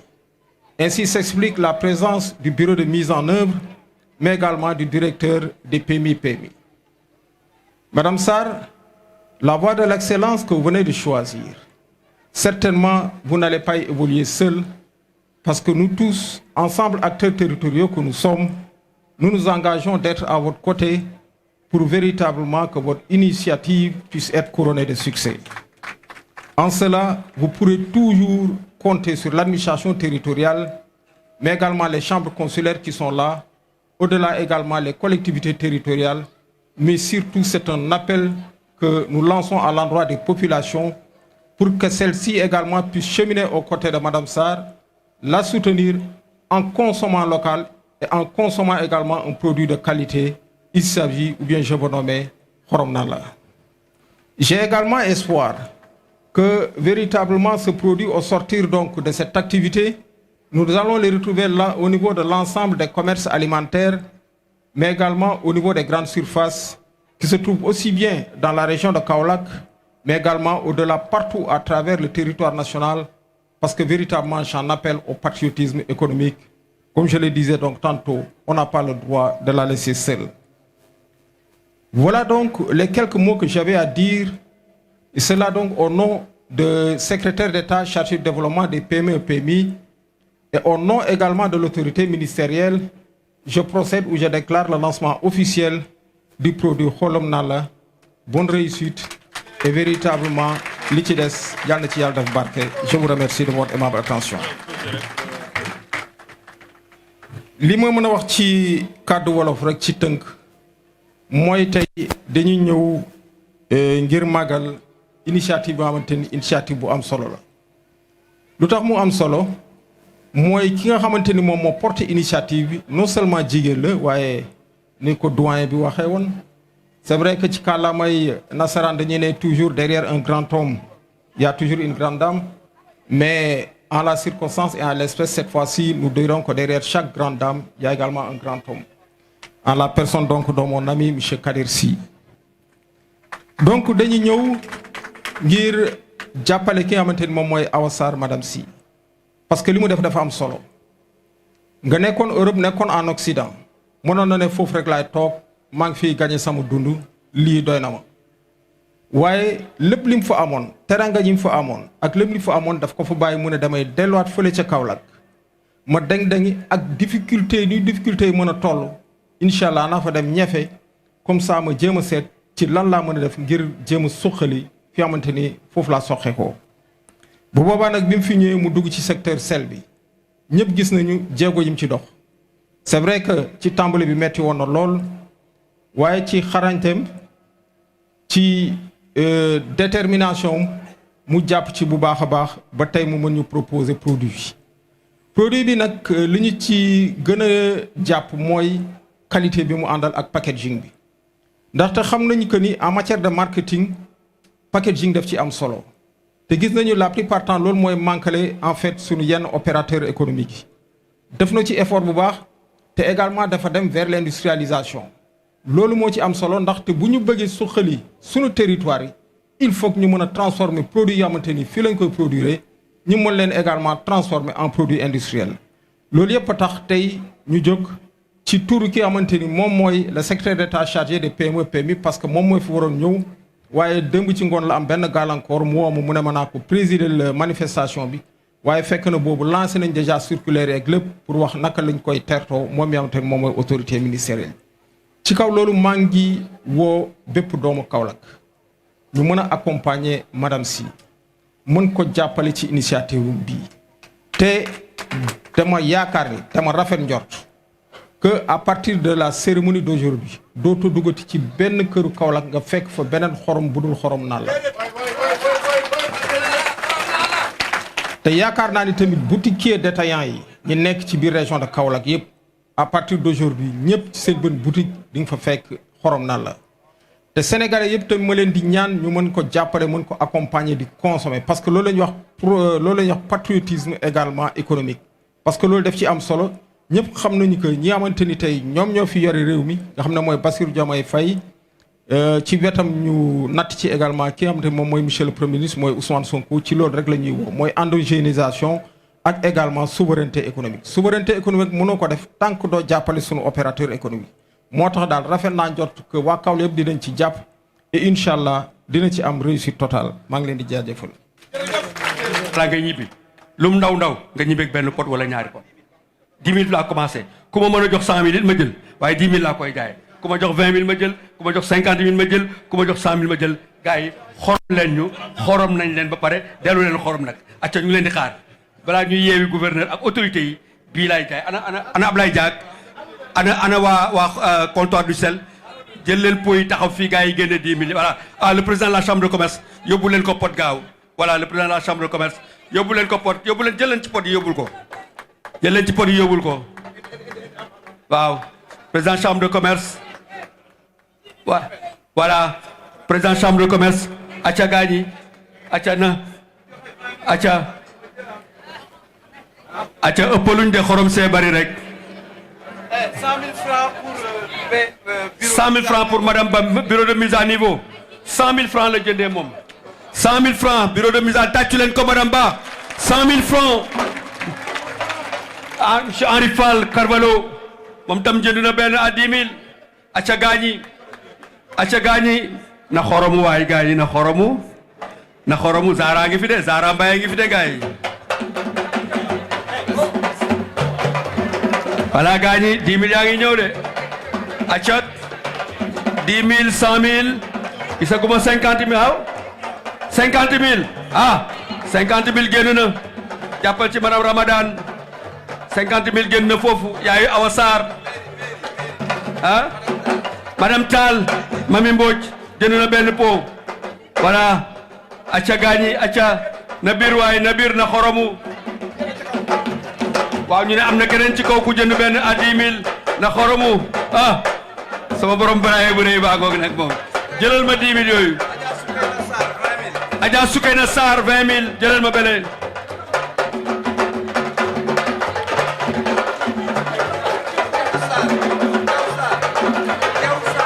Jaw Sarr non kooku moom booy borom baraye bi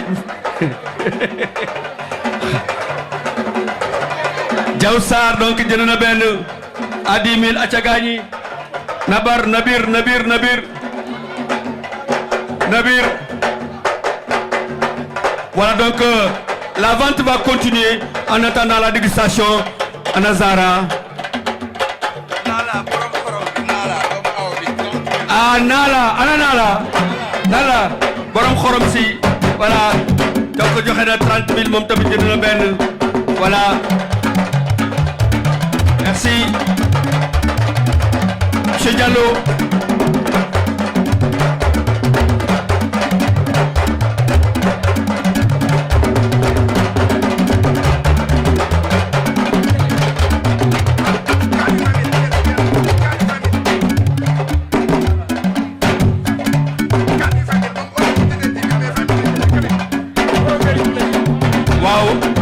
Notre ami, 4 pots de 20 000, 80 000. 4 pots de 20 000, 80 000. Il s'appelle comment? Hein? Wow. C'est 5 de 20 000, ça fait 100 000 francs. Voilà, 5 pots de 20 000. Mon 20 000 le jëndee. Association des boutiquiers du Sénégal. Hein? 333 sticks. Association des boutiquiers du Sénégal. National des boutiquiers du Sénégal. Donc ça c'est l'association nationale des boutiquiers du Sénégal. Moo jënd benn bi. 5 yu 20 000 yaa ngi noonu muy 100 000.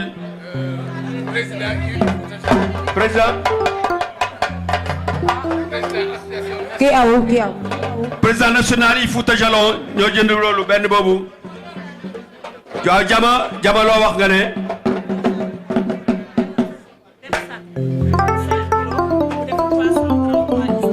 Sac de 5 kilos bi 330 sticks la def. Allô? 333 ah 5 000 francs lay jar 333 sticks day mel ni kii Nescafé yooyu ma gis ngeen ko léegi 333 la def di jar 5 000 francs. acca biñ leen woon léegi bi gars yi jëndee 100 000 ak 50 000 mu ngi jar 850 dans les boutiques. acca stick yaa ngi nii gis nga stick bii nii sac de 5 kilos bi 333 la ci def nga xam ne da ngay xorom lu la neexee. waaw gars yi jaay ci les restauratrices ah gars yi xorom saa ngi nii ñun xorom si lañu restaurant bu amul xorom bi na dootuñ ko lekkati voilà kon boog mu ngi noonu merci Diama. C'est des sachets de 5 grammes qui coûtent 15 grammes voilà mu ngi noonu voilà bi kan la ah d'accord voilà donc Ablaye Diak vente yaa ngi noonu. Alors monsieur le gouverneur, mesdames, messieurs les autorités, merci d'avoir participé à cette vente aux enchères. Monsieur Carvalho, merci. Madame Ba, merci d'être avec nous toute cette matinée. Monsieur le préfet, monsieur le gouverneur, en tout cas merci. Modoumba Kendia de la Chambre de commerce, Gora Traoré, directeur financier. Merci aussi aux communicateurs traditionnels. Bonjour tout le monde. Je m'appelle Awassa Rivesi, Madame Si. Je suis née à Kaolack. J'ai grandi dans la région de Kaolack, aux abattoirs Nangan. Donc je suis vraiment une digne fille de la région. Parce qu'une personne née à Nangan, abattoir, c'est pas une personne qui est arrivée à Kaolack par hasard. Je suis vraiment née, mes origines sont ici. Mon papa est Djolof Djolof et ma maman est Peul Fouta. Donc un beau métissage de l'Afrique de l'Ouest. Je suis revenue au Sénégal il y a 10 ans de cela avec une seule ambition. Je ne savais pas d'ailleurs ce que j'allais faire, mais je voulais participer à l'économie de la région. Et de fil en aiguille, je me suis rendu compte qu'on avait un fort potentiel dans le sel. Avec la présence d'une grande industrie comme les salins du Sine Saloum, avec des producteurs qui sont éparpillés un peu dans la zone entre Kaolack, Kaffrine, Fatick, il y avait de quoi faire. Je me suis mise sur le marché, je suis allée chercher des partenaires techniques, en premier la Chambre de commerce et d'industrie de Kaolack, qui accompagne pas à pas les entrepreneurs, et ça je le dis pas à pas. C'est-à-dire que quand je commençais, j'avais juste une idée et un projet, et d'idée à projet, ils en ont fait aujourd'hui ce que vous voyez là. Juste rappeler que entreprendre ou réussir une chose ne se fait pas au premier jour. Il faut être patient, résilient et surtout être entouré des bonnes personnes. On dit souvent en adage wolof, suñu xamee foo jëm doo yegg. Mais pour un entrepreneur, tant qu'on ne sait pas où tu vas, tu peux pas vraiment savoir les bonnes personnes qui peuvent t'accompagner. Et c'est autant techniquement, financièrement, que l'entourage, que la famille, ça c'est un pilier essentiel pour la réussite. On peut dire qu'aujourd'hui c'est la consécration avec le lancement de votre produit Xorom Naw. Est-ce que vous pouvez revenir sur les différentes péripéties et la somme globale des investissements que vous avez consentis au niveau de votre site? En fait, en toute humilité, je peux dire que c'est une consécration. Mais réellement, ce n'est pas encore une consécration parce que ce n'est que le début de ce que j'ambitionne dans cette région. Mais comme le gouverneur et les autorités l'ont si bien rappelé, cela ne peut se faire qu'avec l'ambition d'accompagner une femme entrepreneur, une femme de la région, une fille de la région. C'est-à-dire qu'il faut que le produit inonde les familles et que le produit aille au-delà de la région de Kaolack et au-delà du pays. Je pense que la consécration, on en parlera quand un jour, je ne sais pas, on pourra dire qu'on fait partie des leaders dans la distribution de sel dans le monde, autant qu'on parle de la baleine, etc. Mais en toute humilité, je suis fière parce que j'ai pu aujourd'hui intéresser des acteurs de la filière, intéresser les acteurs de l'État, intéresser des acteurs du partenariat technique et financier, intéresser la population qui est présente aujourd'hui. Et ce déplacement, pour moi, c'est une consécration parce que je suis née dans cette ville. Voir ces personnes qui me portent dans leur cœur, qui ont fait ce déplacement, grâce à mes contacts, grâce à mon entourage, grâce aux parents, grâce aux familles, aux amis, ça, c'est une fierté parce que les amis d'hier ne m'ont pas oublié et j'espère qu'ils feront le travail pour la suite. Alors le nom Khorom Nala, je l'ai expliqué plusieurs fois, Khorom parce que le Khorom c'est le sel. Et Nala, Dieu m'a fait grâce d'une merveilleuse fille dans mon histoire personnelle pour pouvoir rentrer au pays. J'ai dû laisser à l'étranger, en France, pour pouvoir faire ses études. Et moi je suis rentrée et grâce à son amour, grâce à sa patience, elle m'a permis de réaliser ça. Et je ne pouvais pas lui faire plus grand honneur parce que ñëpp xam nañ jigéen bu bàyyi doom ginnaaw loolu yombul. Donc avoir ce produit et pouvoir le donner, de lui donner le prénom de ma fille, pour moi j'ai fait quelque chose comme la remercier d'avoir été aussi patiente. Alors vous avez investi dans une région où il y a d'énormes potentialités. Quel appel lancez-vous à ceux qui sont ici d'ailleurs à venir investir? Pour le répéter, comme je l'ai répété tout à l'heure, il faut être patient. En fait, il faudrait que la jeunesse sorte le nez de leur téléphone. L'environnement offre plein d'opportunités.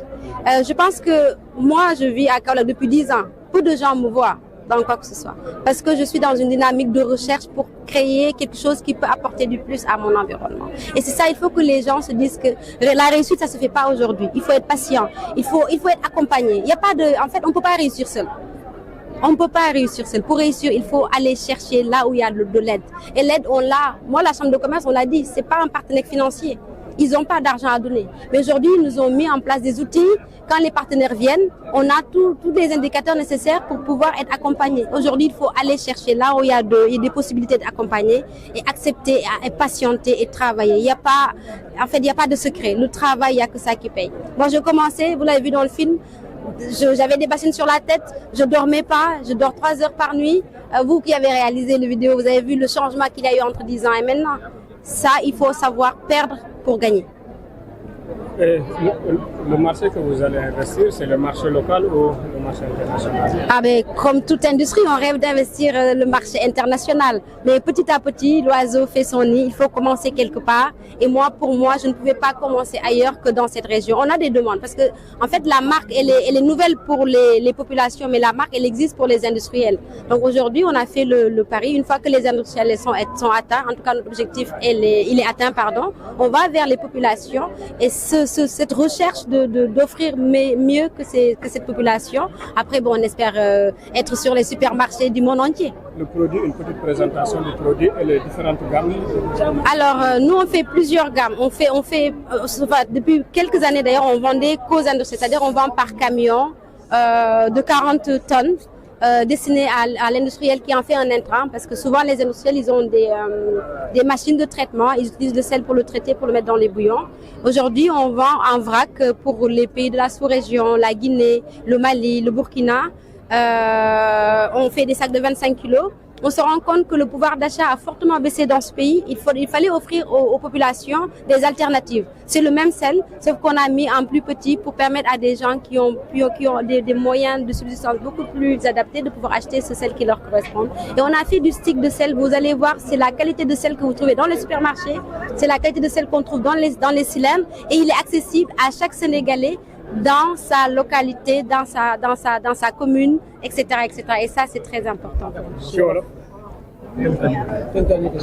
xanaa da ngeen may posé waat question yi. man Awa Sarr Rivé si laa tudd li may wax madame si li may wax rek man Kaolack laa juddoo fi laa màggee fi laa yaroo xam nga xale bu nekk Batuwaar la juddoo ci Kaolack yi mooy wax na lépp. Papa Jolof, yaay Pël Fouta, donc un beau métissage de l'Afrique de l'Ouest qui me permet, je pense, aujourd'hui de pouvoir m'adapter yàq na mbir mi. aja demal rek. dañ ko dagg waaw ñu yar ma yar boo xam ne je pense que man ñibbisi rek laa mënoon def parce que fu ma newoon nit si Kaolack moo dee si sama xol bi. am na ñu may tooñ sax nañ ma dañ maa liggéey Kaolack te dëgg la bi ma ñëwee xaw ma woon sax la laay ut si Kaolack mais xamoon naa ne damay ñibbisi bi ma ñibbisee ma gëstu ci gëstu boobu ma xam ne ci li laa bëgg dugg ma dem ut ñoo xam ne ñoo may jàppale ñi ma mën a jàppale mooy ñan mooy ñi nga xam ne yàlla may leen xam-xam ñoo xam ne ñi ngi liggéey si ay bërëb yoo xam ne loolu rek ci lañ màcc ma dem seeti leen ñu jàppale ma ba mun a tey mën a yegg si fii nii. produit bi lan lañ ci mën a jàpp ak yan gamme nga ci.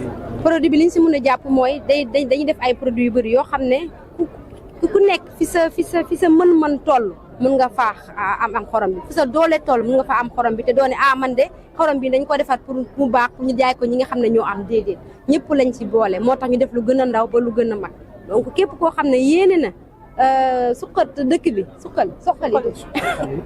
soqali dëkk bi baal leen ma am na bëgg-bëgg jàppale ndawu jigéen maa ngi koy ñaan maa ngi koy ñaax mu ñëw jàppale ñu si parce que liggéey bi ndaw dëkk bi moo koy yor uti wuñ ko fenn si dëkk bi lañ ko wuti donc produit bi ñun ñoo ko gën a mun a porter balaay kenn di ko porter. production bi ni mu toll.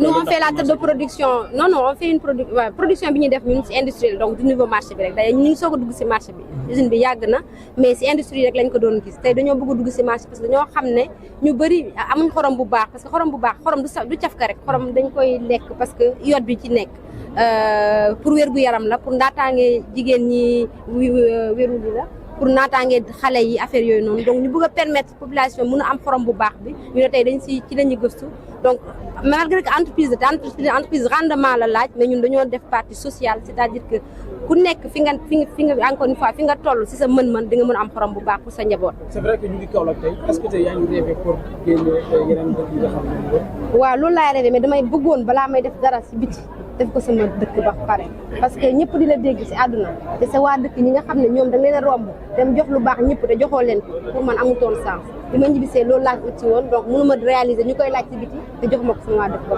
fàttali ñu tur Madame Sy Awa Sarr Rivé. lu nekk ci doomam moo ko def ci moom tubaarkàlla la ñu koy remercier bu baax a baax waaye di remercier ñu jàppoon ci organisation bi yëpp ñu ngi leen di remercier waa chambre de commerce macha allah ñi nga xam ne jàpp nañ ci bu baax nu ma ko waxee woon keroog ca télé ba rek kuy organiser foo jaar boole ci waa chambre de commerce di remercier ba tey waa Salé ñi nga xam ne ay partenaires am lañu ñuy remercier madame Diallo mi nga xam ne sànq pëtu suukar pëtu xorom bi mi ngi ko jëndee 100 000 francs ñi koy remercier bu baax waaye di remercier yéen waa mbootaay yi tàccu leen seen bopp yéen waa mbootaay yi ñu ngi leen di remercier bu baax awa madame Sy awa madame Sy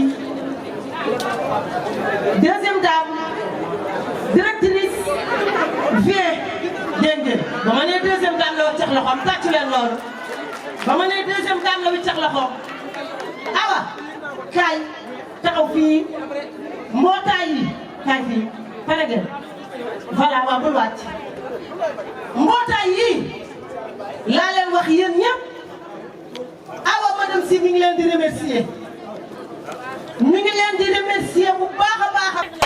voilà waaw maa ngi leen di nuyu yéen ñëpp di leen masawu ci toogaay bu yàgg bi waaye dama jàpp ne lu yàlla di def rek noonu la gënee ndax moment bi ma ñëw la gënee ndax man moment bi nga xam ni moom la ñuy sargal ñi nga xam ne nii ñoo kii gañante togg bi di nuyu autorités yi nga xam ne nii ñoo ma jiitu gouverneur waa chambre de commerce mairie bi di nuyu ñi nga xam ne nii tamit ñooy acteur de développement yi di nuyu madame la directrice du comptoir de sel di nuyu le directeur général de Salin di wax tey dafa nekk moment bu particulier moment boo xam ne nii sama xol mi ngi wax avant may wax lu tax dafa nekk moment fierté ma am mbégte am moment boo xam ne dafa nekk émotion ci man ak espoir bi may gën a am yaakaar ci waa Kaolack parce que ñu ngi tey actuellement au cœur du Sénégal mooy Kaolack fii ñu nekk tamit dafa am lu mu tudd ñu tudd ko cœur de Kaolack maa ngi fàttali ko bi ma fii ñëw 2009 cœur bi dafa nekkoon espace boo xam ne nii ñëpp dañ ko doon daw mu nekk espace boo xam ne dugg fi kenn ñemewu ko woon ndax mystiquement wala ay animaux mini sauvages yu fi nekk ñu ñeme koo affronter ñeme ko jël en face oser tey cœur bi mi ngi dund cœur bi mi ngi dajale mi ngi rassembler cœur bi moo nekk fierté Kaolack tey ñu taxaw fii di fi lancer xorom naa la loolu di inscrire ci renaissance dundalaat Kaolack kon madame la directrice ma di la féliciter di la nuyu depuis nga créé xorom naa la en 2018 chambre de commerce secrétaire général ak directeur financier bi taxaw sama wet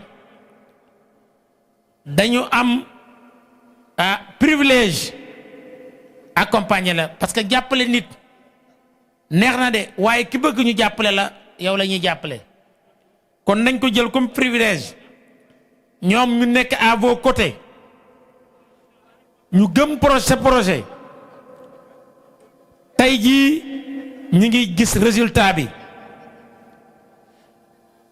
lancement wu tey nag du lancement produit rek c'est l'aboutissement d'un parcours fait de courage et de persévérance et de vision.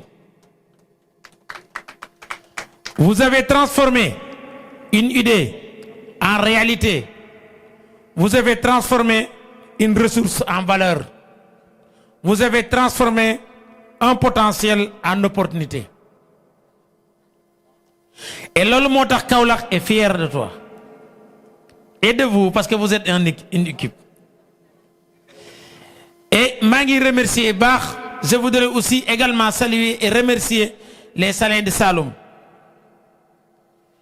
Kaolack et Salins de Saloum partagent une histoire profonde. Une histoire bâtie autour du sel, une histoire du commerce, une histoire de travail, une histoire de dignité. Les Salins ont fait de Kaolack un carrefour économique majeur. Donc je suis fier qu'aujourd'hui ils s'associent avec Madame Sarr ànd ak moom ci liggéey bi. Et loolu la ñuy wax c'est ça notre combat tous les jours avec les partenaires étrangers. On ne refuse pas, on est fier d'accueillir des investisseurs étrangers, mais on sera beaucoup plus fier si les investissements sont faits avec nous et ensemble pour que nous travaillions ensemble.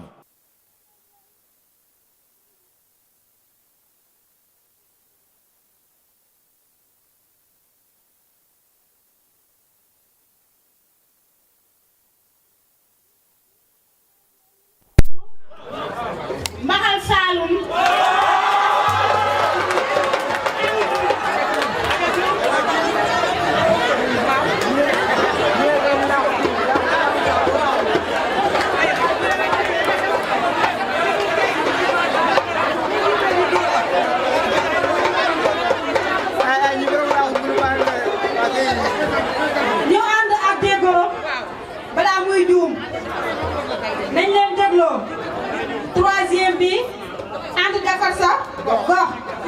très bien yéen a ngi nii wax lan la togg.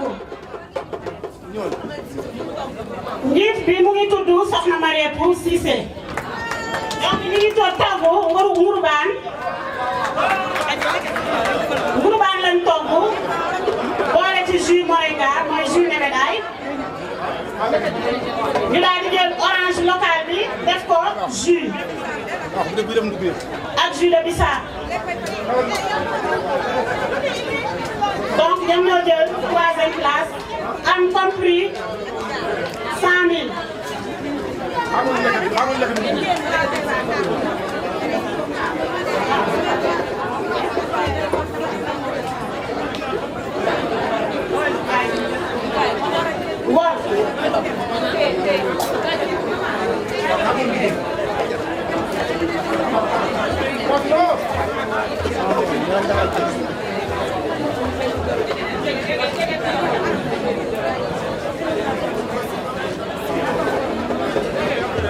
Ok, attention, la photo.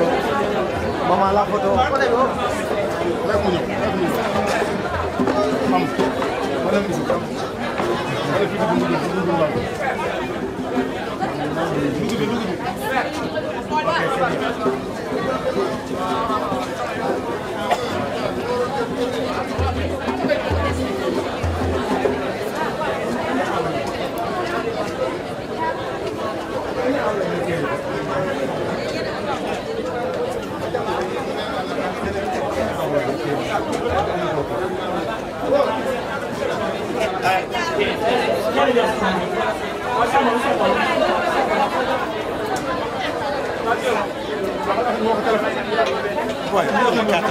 salaamaaleykum mbooloo mi nuyu naa leen ñëpp di leen jox seen wàccuwaay di jiital si nuyoo bi suñu présidente Mame Marie Cissé à cause de moom li yëpp moom la ñu ngi sant mbootaay bi yëpp ñu jógee Parcelles Diamaguène station ñëpp ñu ngi leen di nuyu di leen sant di ñaan yàlla ndam yi dana la ñu jig c'est la première fois ñu jël 3e alhamdulilahi rabbi alamina alhamdulilahi rabbi alamina alhamdulilahi rabbi alamina di ñaan xorom na la yàlla na jël ndam ci raw gàdd bi ci Sénégal yëpp yàlla na fi dindi goitre yi am ci jigéen ñi ndax goitre sonal nañu jigéen ñi yàlla na ko xorom naa la teggi yàlla nekk ay kubi kuk ci barke Salaatu Faatiha lii ñu togg tey soo gisee pañe bi ma téye ko yëfu maam lañ togg muy ngurbaan lépp a ngi si muy bisaab di daqaar di oignon bi ñuy bay suñu réew limon géej gi kaani tamaate dara manqué wu maanaam lépp luñ fi togg tey suñu réew lañ ko bàyyee muy ngurbaan yëfu maam accompagné ak xorom na laat ba may ñi di jël 3e bi incha allah di ñaan yàlla suñu borom buñ demaatee benn édition yàlla may ñu ndaw di jël premier te yàlla na ko yàlla merci beaucoup jërëjëf waa groupement ànd defar sa gox Saara Diamaguène extension 2e position mooy groupement Ya Salam mouvement jàppalante bu Nioro seen présidente bi na ñëw Fatim Gueye seen présidente bi Fatim Gueye na teew